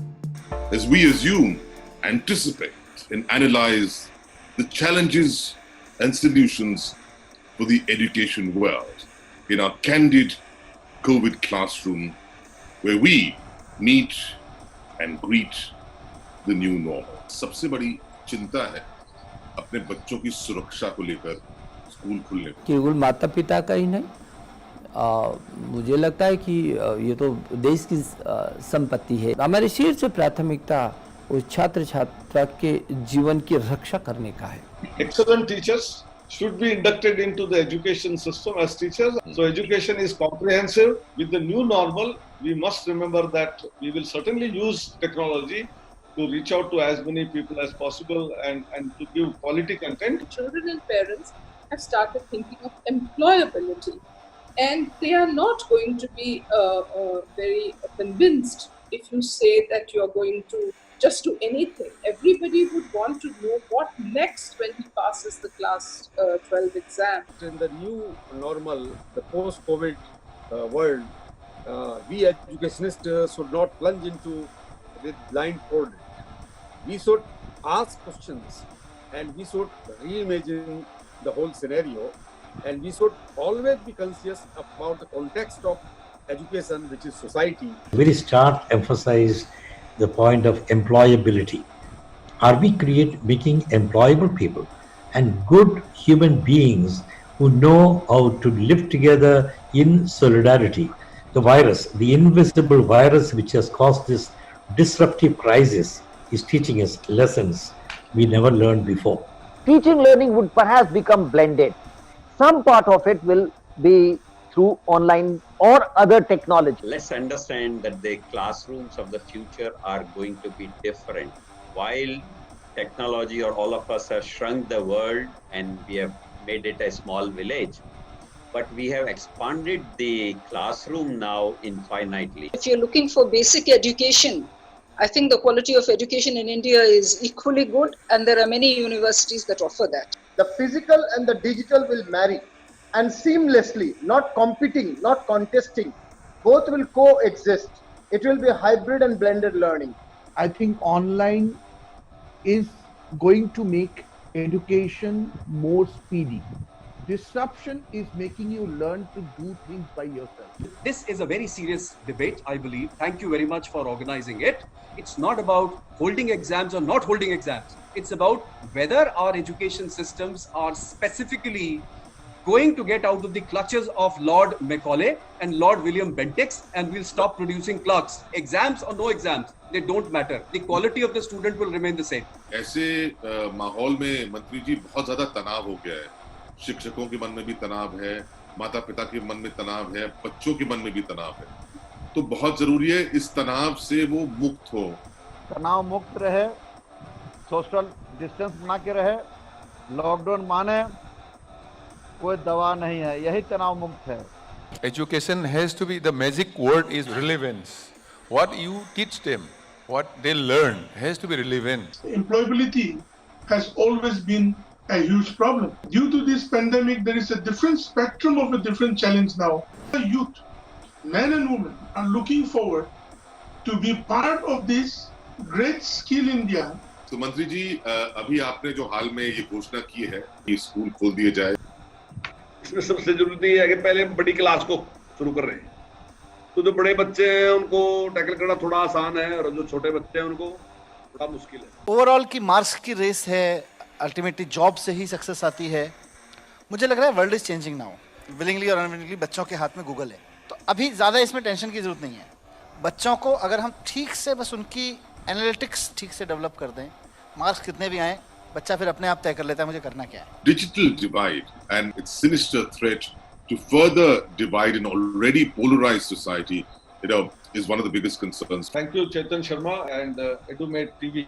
Have been doing a wonderful job of connecting with people of all sectors and the churning that takes place. It is like Samudra Manthan, and we will get what you say Amrita. You carry the Amrita to the government and let us all drink that poison and like Shiva and make this education system glorious. Welcome back to Edumate.tv, India's first live TV initiative focusing on higher education. Now let's go back to our international new normal candid COVID classroom and join Chetan Sharma, founder of Edumate.tv, in conversation with industry, domain experts, principals and university professors on special topics which are creating a buzz in the post-COVID environment. Welcome back to this special episode of Edumate.tv, where we are espousing our global chapter on the coronavirus pandemic, discussing challenges, solutions, and of course, opportunities. We've taken a leaf out of Dr. Srividya's book to bring you a little bit of humor to make it more engaging for each and every one of us. So thank you for that. One of the mottos on Edumate.tv is to infuse positivity in what we do. And that's the reason we chose in our first section to have solutions along with challenges. But it doesn't stop at positivity. It's got to expand to progress. And that progress can only come when we start looking at obstacles from the lens of opportunities. So our next section will bring us to the 3 top opportunities which each of our credible luminary guests have for today. That a crisis is a terrible thing to waste. And it really is, there's some truth to that. There is tremendous opportunity at this moment for those institutions that seize it. So again, I'm going to give my 3 lists, but I say one other quick point is, I have been struck as I've observed almost every sector, law schools, which I know well, universities more broadly, accounting firms, law firms, hair salons, gas stations. I look at 2 institutions that as of 6 months ago looked very similar. Their financial situation was similar, they were geographically similarly situated, their business was similar. 6 months later, one of them is on the cusp of bankruptcy. One of them is barely hanging on. And one of them has never done better. One of them has never seen a more profitable quarter or a more profitable month. in their career. So from my vantage, there is really, this is a moment when those institutions, those academic institutions and other businesses that identify where there is opportunity and seize that opportunity can thrive and succeed. And those that don't do it, those who keep trying to do the same thing and hope for different results, really face this incredible peril that they fall behind it. See, in our culture, in our society, mostly, the parents don't want their children use these laptops or mobile phones very often, because they think that children might, get spoiled by using these mobile phones and internet very often. But so during this pandemic, irrespective of the class and the socio-economic background, all parents understood one fact, that this new platform, online education, is an unavoidable one.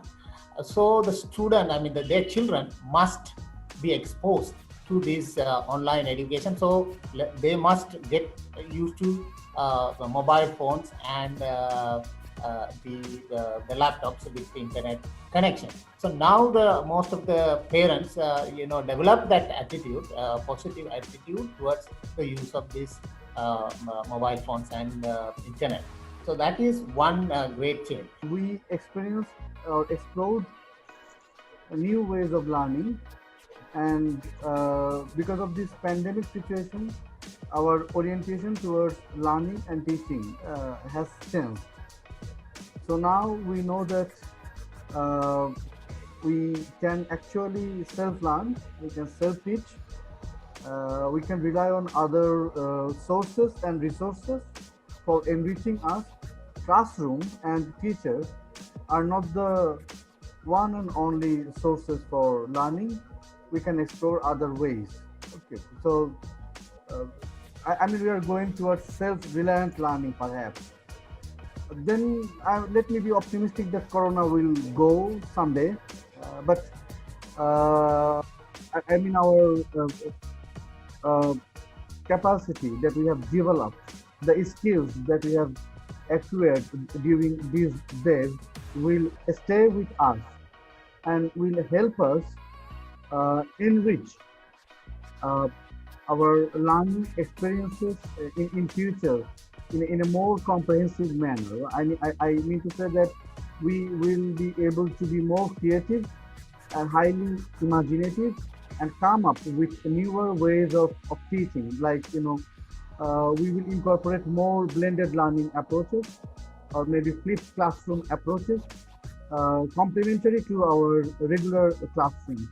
Regarding opportunities, as I told you before, so definitely self-learning as a solution can be an opportunity when it comes to this opportunity, because it can be regarded as an opportunity because the students will be much more self-raised, self-confident, and also they can be talentful. So we cannot forget this opportunity. And another opportunity that it comes in my mind is we've got the opportunity to study and research. The students, the learners who are interested in studying. So it's a good opportunity. They can study whatever they want. They can read the novels that they were dreamed of reading that before. And about research, for example, those researchers that they love doing research, so it's a good opportunity for them to write down what comes to their mind. So it's a good opportunity for them. And going digital has helped, to me, voices of academics around the world. Hearing that has been an important opportunity, right? Where else would I get the opportunity to hear about Dr. Nasheed's, views and, Dr. Masheed's views, right, on issues in Iran and Bangladesh. So I think it absolutely opens up the ability to make it more inclusive, to make the discussion more robust. Then we talked about digital divide, and there always this assumption that digital divide is only in countries like, say, India, Bangladesh, and Iran. The coronavirus has opened up to the digital divide within the US, right? So a lot of times kids come to campus, they stay in the dorms, and we never know their backgrounds. We never know issues that they've faced, right? So now with everybody going digital, we realize that digital divide is a global phenomena. Right, it's opened up to. I've struggled through my career, right, to show empathy, to teach empathy to my U.S. students, right. The idea of access to everybody, the idea that there are people who it's not that they are incapable, it's just that some things are inaccessible to them. And now, this is an opportunity for me to teach them a little bit of awareness of the globe, right? And it also, in some ways, is highlighted. It's brought down that American exceptionalism, which I think has been it's been good for the American ego in a lot of ways, honestly. And it's also showed some of the issues in the U.S. The U.S. has to look at healthcare, all from digital, digital divide, healthcare and empathy, things that shows a divisiveness which we were able to, in some ways, not bring to the forefront. We kind of assumed it wasn't there in a developed country. So while almost every sector struggles to cope with COVID-19 effects, education continues to evolve with new light of hope. So the sudden transition from conventional to digital learning has instilled confidence and a realization about much needed change. So additionally, with the progressive National Education Policy 2020 in existence, it offers academic institutions the opportunity to self-empower teachers, focus more on skill development, upgrade technology and infrastructure, and make education more accessible. This is number one. Number two, for students, this gives an excellent scope to traverse beyond their, textual boundaries, explore the broader world via internet, and learn new techniques related to video presentation, Google Classrooms, online assignment presentations, etc. They're also learning to use various software for audio and video editing, photo editing, creating mobile content, and many more. And third is with practical exposure going off the table for the immediate few years. It's scope for alternative paradigms and new collaborations for teaching, research and learning. Virtual lectures, joint teaching sessions with global universities can provide them with a great exposure even amid the coronavirus pandemic. So the bottom line is, regardless of how tough the situation is, success always comes with preparedness when an opportunity crops up. So instead of getting completely bogged down, right, we need to move forward with innovative changes and adapt to the new normal efficiently. As we go into this mixed bag of, like I described you three, is how do we encourage social interaction? Because being a first-class engineer doesn't help. You have to be part of the entire, social ecosystem. I just want to add one thing. I have been your admirer for a long, long time, and it's great interacting with you so closely. Thank you, Chetan. Thank you for having me on this show. I think you are running a great mission, and this is the right time. This is the right time when you can take it forward, and please try and reach as many people as you can in the education world, not only the faculty and the students, but more importantly, the people who are behind the scene, the administrators, the regulators. Those are the people who need to now look at this with a different paradigm. That is all I can say. All my best wishes to you, and may you succeed in your mission. So there you are, Dr. Robert, Dr. Srividya, Dr. Karunakaran, Dr. Mashi, Dr. Naushad, and Dr. Ripon. Speaking to you has not been a pleasure. It's been an absolute pleasure. I've learned so much from each and every one of you, and I thank you for being what you are, for highlighting and being so insightful and integral in your approach. and innovative as well. And I hope each of you have learned from each other from this very special webinar. I thank Najma and the team of Dilpreet, Swati and Remy for stitching this together for all of us. You know, the saying goes that all of us are in the same boat. I'm not quite sure and I agree with that. For me, all of us are actually in the same storm. Our boats are very different. And just the way each and every one of you have chosen to keep your boat afloat itself is a great learning.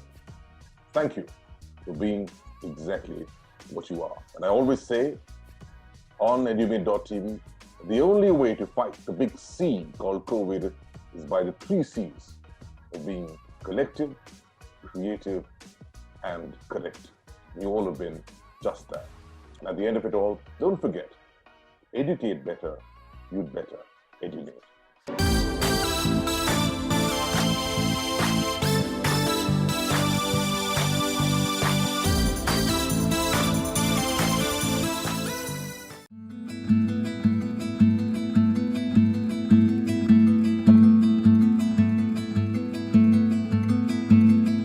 Our role in an educational institution is to prepare our students to think and make persuasive arguments which force the world to change. The idea of introvovenness is that the very many concepts that we think are very critical, whether it's a sense of history, whether it's a sense of writing and oral communications, whether it's the fluency with data and digital, the idea of ethical decision making, get introduced, reintroduced, affirmed, reaffirmed in different contexts. The reason I joined Kriya is because I wanted to study and experience a multitude of subjects at the same time. I've already seen how subjects interweave. For instance, scientific reasoning interweaves with philosophy, social and historical interweaves with data analytics. At Kriya, we're looking at history as central to understanding social change. We want students to be able to appreciate the intellectual evolution of different disciplines, whether mathematical or scientific, literary or philosophical.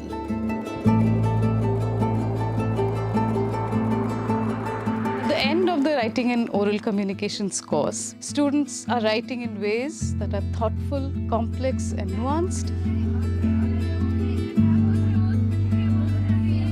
I have changed from writing I feel, I think statements to writing arguments well substantiated with evidence and text.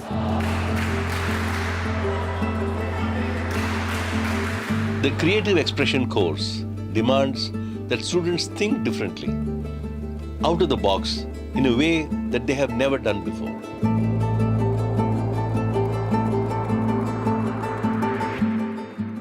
In the first trimester, we were given projects such as making our own raps and making our own podcasts. And we did all of this in our media lab. And our media lab's been fully equipped with virtual reality equipment, which we play around with, whether it be games or even painting around. The foremost principle that we had in mind while designing student life was self-governance or self-curation. So we had to wait for the students to really come into our campus and work with us to co-create the student life experience.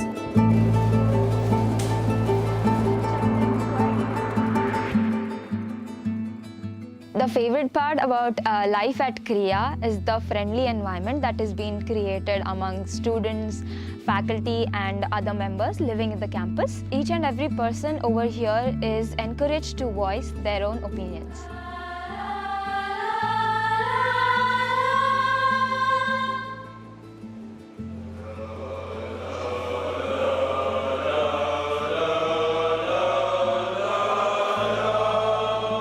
All I'm trying to do is simply expose people to just the kinds of experiences that I've had, for which I'm extraordinarily grateful to a lot of people, starting with parents and just a lot of others giving me that space.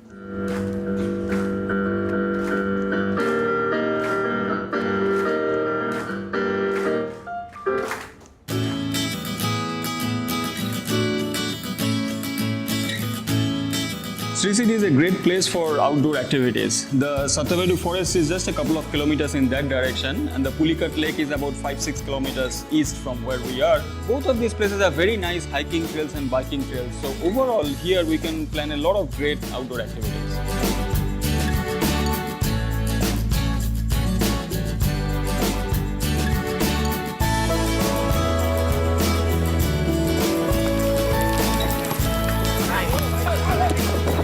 We at Kriya take a lot of pride in having sports and well-being as an integral part of our culture. The enthusiasm the students have been showing is very, very positive.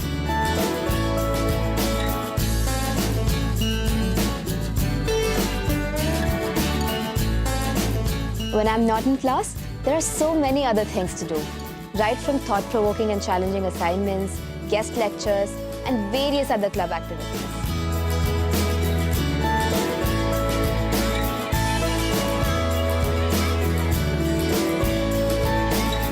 There's a general culture of being engaged with the world at large, critical thinking and respectful discourse, which I feel add a great deal of value outside the classroom. I would recommend Kriya to anybody who would like an education that pushes them to evolve at an individual level.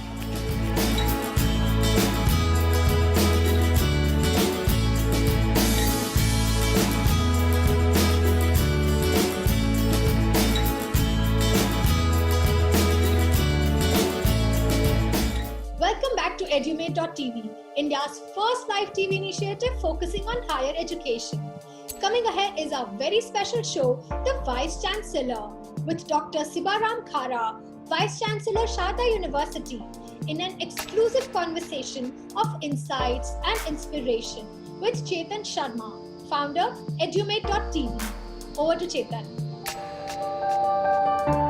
Hello and welcome to Edumate.tv. I'm Chetan Sharma. We learn to live and live to learn in what has turned out to be an unprecedented situation, unprecedented pandemic, with history being written across the geography of Mother Earth.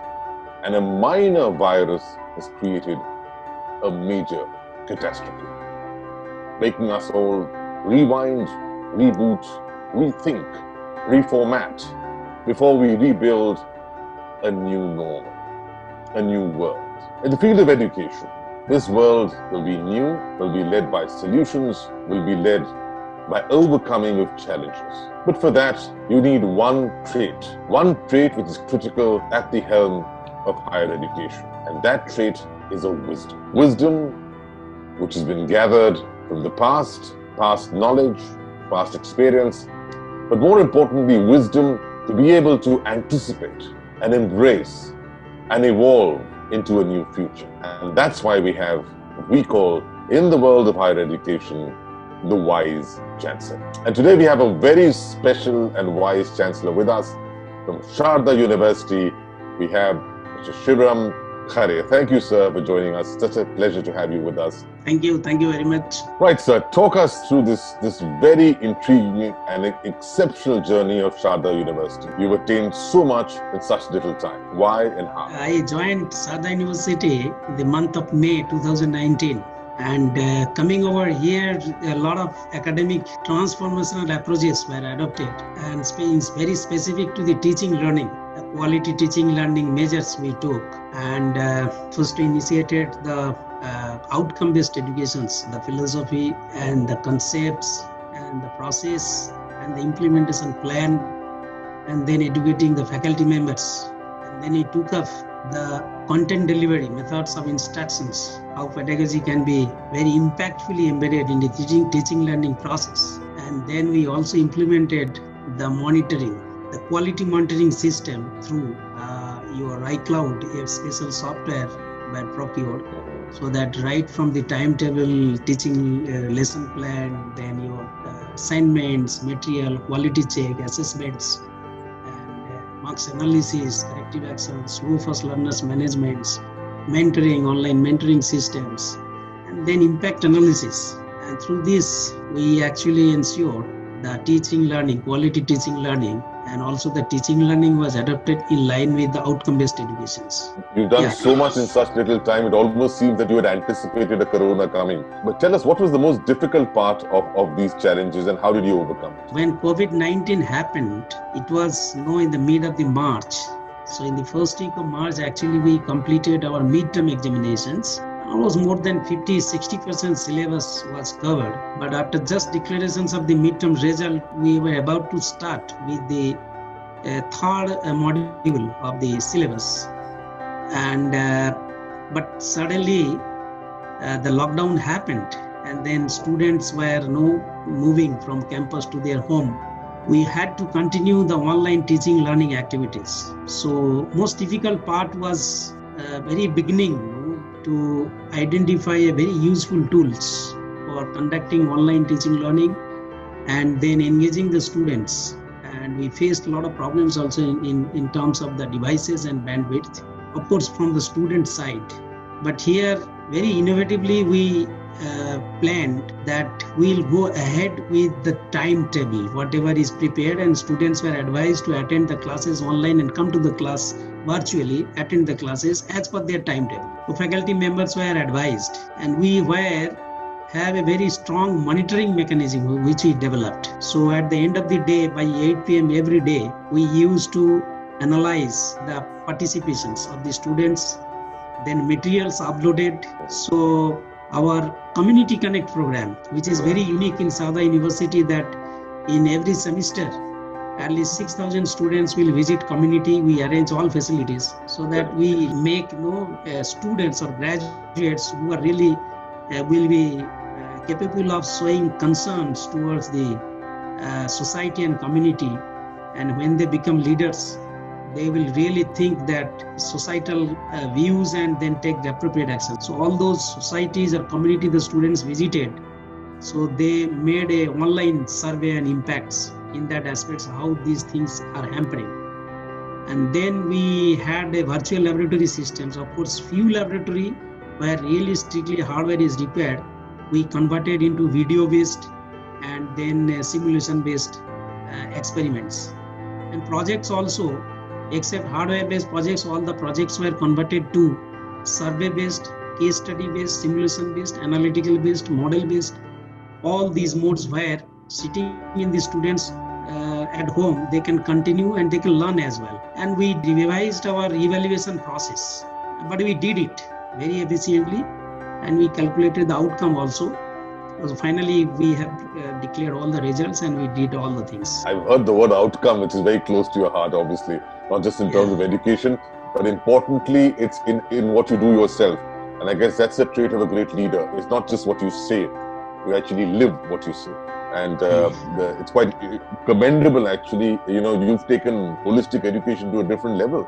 We have adopted 5 villages, but here we made a special team in the university, and during this COVID also, the team used to visit that villages, nearby villages, 5 villages, and we have given them enormous support, educating them, creating awareness, and we studied the impact of the COVID-19 in their day-to-day life, and we prepared a 60 pages report of all those 5 villages, and we have submitted to UGC and government. Our chancellor is very visionary person. His philosophy really wonderful, and this is the 3rd year we are implementing Community Connect. That really this will be helpful in making the self-reliant India, because unless students knows the problems of the rural and the common people, the products, demands, and then its markets, its futures and trends. So students can become anything, either a solution provider, or it can be entrepreneur, or it can be an analyst,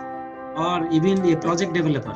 That is exactly what I was going to say, that you've been an institution which represents the philosophy and the thinking of the Prime Minister when he says that we require self-reliant India. That's exactly what I was going to say. And thank you for saying that for me. And I admire, just the vision of Saudha University. I'd like you to lay down the vision of Saudha University. We have to create the knowledge, and the knowledge will be value-based knowledge. So in Saudha University, since it's a multidisciplinary university, we have medicines, dental, nurse, saying allied health science, law, business, engineering, architecture, media, and education. Almost every programs are there. So value-based educations and your knowledge, your wisdom, and ethics to be embedded in your curriculum knowledge, so that the people should take the right understanding and right decision for the welfare of the society. That is the motto of our university. Incredible how you're looking beyond books and looking at a nation. Because you're looking at character building, and when you do character building of your students, then you do character building of your nation. And it's really very inspiring. When you talk about the nation, even this nation, like all of us, are going through this crisis. It's a new crisis. It's unprecedented. And whenever you're hit with something new, obviously there will be debate, there'll be discussions, there will be unprecedents in the way you've got to behave and act. In a scenario like that, we've seen a lot of decisions coming out from the government, from the Supreme Court, and a lot of opposition from parents, from society, from teachers, whether it was scrapping of exams, whether it was restarting the institutions, whether it's payment of fee, whether it's reduction in terms of course curriculum. Is there anything that's special you'd like to opine on? First of all, is one thing is that the teaching, learning, and curriculum is to go ahead, uninterrupted and seamlessly. So that's why a lot of guidelines are coming, but guidelines are always advisory in nature rather than the regulations. You see, at this point for government as well as university, is very difficult to regulate anything or to make a fixed decisions. We have COVID cell. We also have revised a lot of decisions because the situations is changing day by day. So always confusions are there, and it is very obvious because the situation is such that no unique solutions can satisfy to the teachers community as well as to the students. Some stage, Dr. Khare, you have to get over with it. Confusion cannot help anybody. No. Confusion is conflicting. There has to be some decision taken, and everybody has to respect it and move ahead with it. That's the way forward. Good, bad, or ugly, there are bound to be ramifications of any decision. We have the university have taken decisions, and we have conducted examination for final year. Other year students we have evaluated. We have given proper notice for our university. Academic related, no such conflict is there, and we have completed it successfully. Our results are published also. A trait of your wonderful leadership, and that is efficiency and being clear and forthright. So I commend you for that as well. Thank you for bringing that up. Now, you mentioned the word online. You also mentioned the word community connect. From that, what I infer is a large portion of your student base would also be from rural India, I presume. If that be the case, single most sinister threat which could divide this country is the digital divide. How concerning is that for you? From the practical experience, we have students from Nepal, we have students from Bihar, many interior parts, and in India as well. We have students from Kashmir and many other parts of the India. During the online classes itself, we have seen that there is a digital divisions, where bandwidth is the most important, this dividing factors here, and then your devices. Mostly we have seen that students are participating in the events through their smartphones.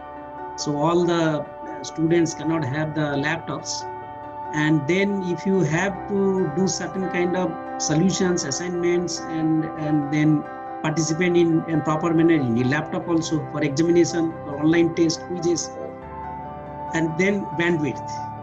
So there is a division. I think these things should be patched up and solution is to be provided. And I think government is taking initiative. Unless we give the connectivity to all the education seekers, or specifically in the rural area, and then here actually by opening only the regulations that yes, on distance learning facility is there, but connectivity is not there, then probably we are not reaching with the educations to the people. But we are making no forum open for the students to participate. Well, I've observed a lot of traits of leadership, and one of them, of course, is how you've thought through the entire process. All traits of a great leader, and of course also not just of anticipation, of efficient implementation. So that makes me a little more intrigued about Dr. Khare. what is the unique proposition of Dr. Khare? Talk us through Dr. Shibram Khare's career so far and inspire us. Oh, yeah. See, initially I was in industry, and then I joined in academics last 20 years. In my academic career, I work passionately. Okay, work is my passion. I love to work. So there is a difference. And in education, always I think that instead of taking the usual things as usual, that is always there, what next of the innovative way can be done. So always in along with the systems, I think ahead that what innovations can be done in the system. And then once you think that, a leader has to be very hardworking as well. So by doing this, my research as well as my administrative career is good. And before this, I have been in VIT University, Vellore, where I have really done good there. And then I moved to Edumate University. And from the beginning itself, I was Pro-Vice Chancellor there. And that is the university where actually from the scratch pad, I developed everything, all academic best practices. And then I was the very front liners in implementing the outcome-based educations. Calcutta University is the first university, and then we are involved in NBA also. And then coming over here, it's a good university, multidisciplinary university, wonderful infrastructures, and there is always scope of improvement everywhere. So with this leadership, we are thinking that we have to improve quality research and come forward, and we have to prove ourselves. And let us see. Certainly, we'll transform. Wonderful. And that's again a very typical trait of a great leader: the quest for learning, the quest for improvement, and just the understanding the limitations of complacency. I think that's it's quite beautifully put. Now, when you talk about looking ahead, Dr. Khare, the ahead seems very uncertain. And the uncertainty has been thrown across the entire ecosphere of education, whether it's the parent, the student, the teacher, and even your fellow vice chancellors. What would be your advice to each of these? Students are the main stakeholders of any of the education system. To have the stakeholders in the university, the university or any educational institute have the vision that how you can make a preferred destination for the admission seekers or for the students. Any university you have to, we need to prove ourselves the quality and then educations as well as placements and research and other things, so that you prove with the quality, so that somebody will prefer, yes, I will take admission there. So that means any university organization need to have this very authentic and honest quality initiative, because you have to sustain whatever you achieve. So that is one message for the education institutions. And for students, it is for the parents and students to decide which streams they will study. So university, they have to choose multidisciplinary, an opportunity where even engineer can take engineering law, or even business can take some medical management, because now liberal educations and multidisciplinary approach is very important to give any solutions to the society. And for parents also, wherever education, of course, the capability of the parents matter, how much they can afford. But yes, better education is always required. They have to see few things also before they take admissions. So all these infrastructure, facilities, laboratory, faculty strength, and then your facilities, research facilities, project facilities, multidisciplinary scopes, and many other aspects. Whether it is there, and then better education and better scope is there, you take the decision for admission of your words.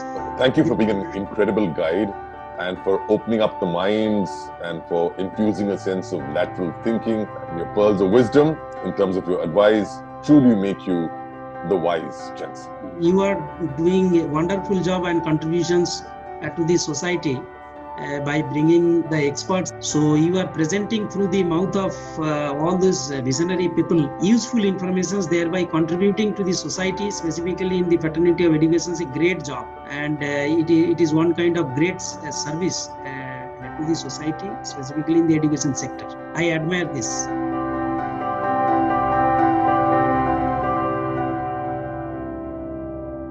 Thanks for watching watching this live broadcast on edumate.tv. Stay logged on to www.edumate.tv for all the latest news and analysis from the world of higher education. And do remember, to educate better, you better edumate.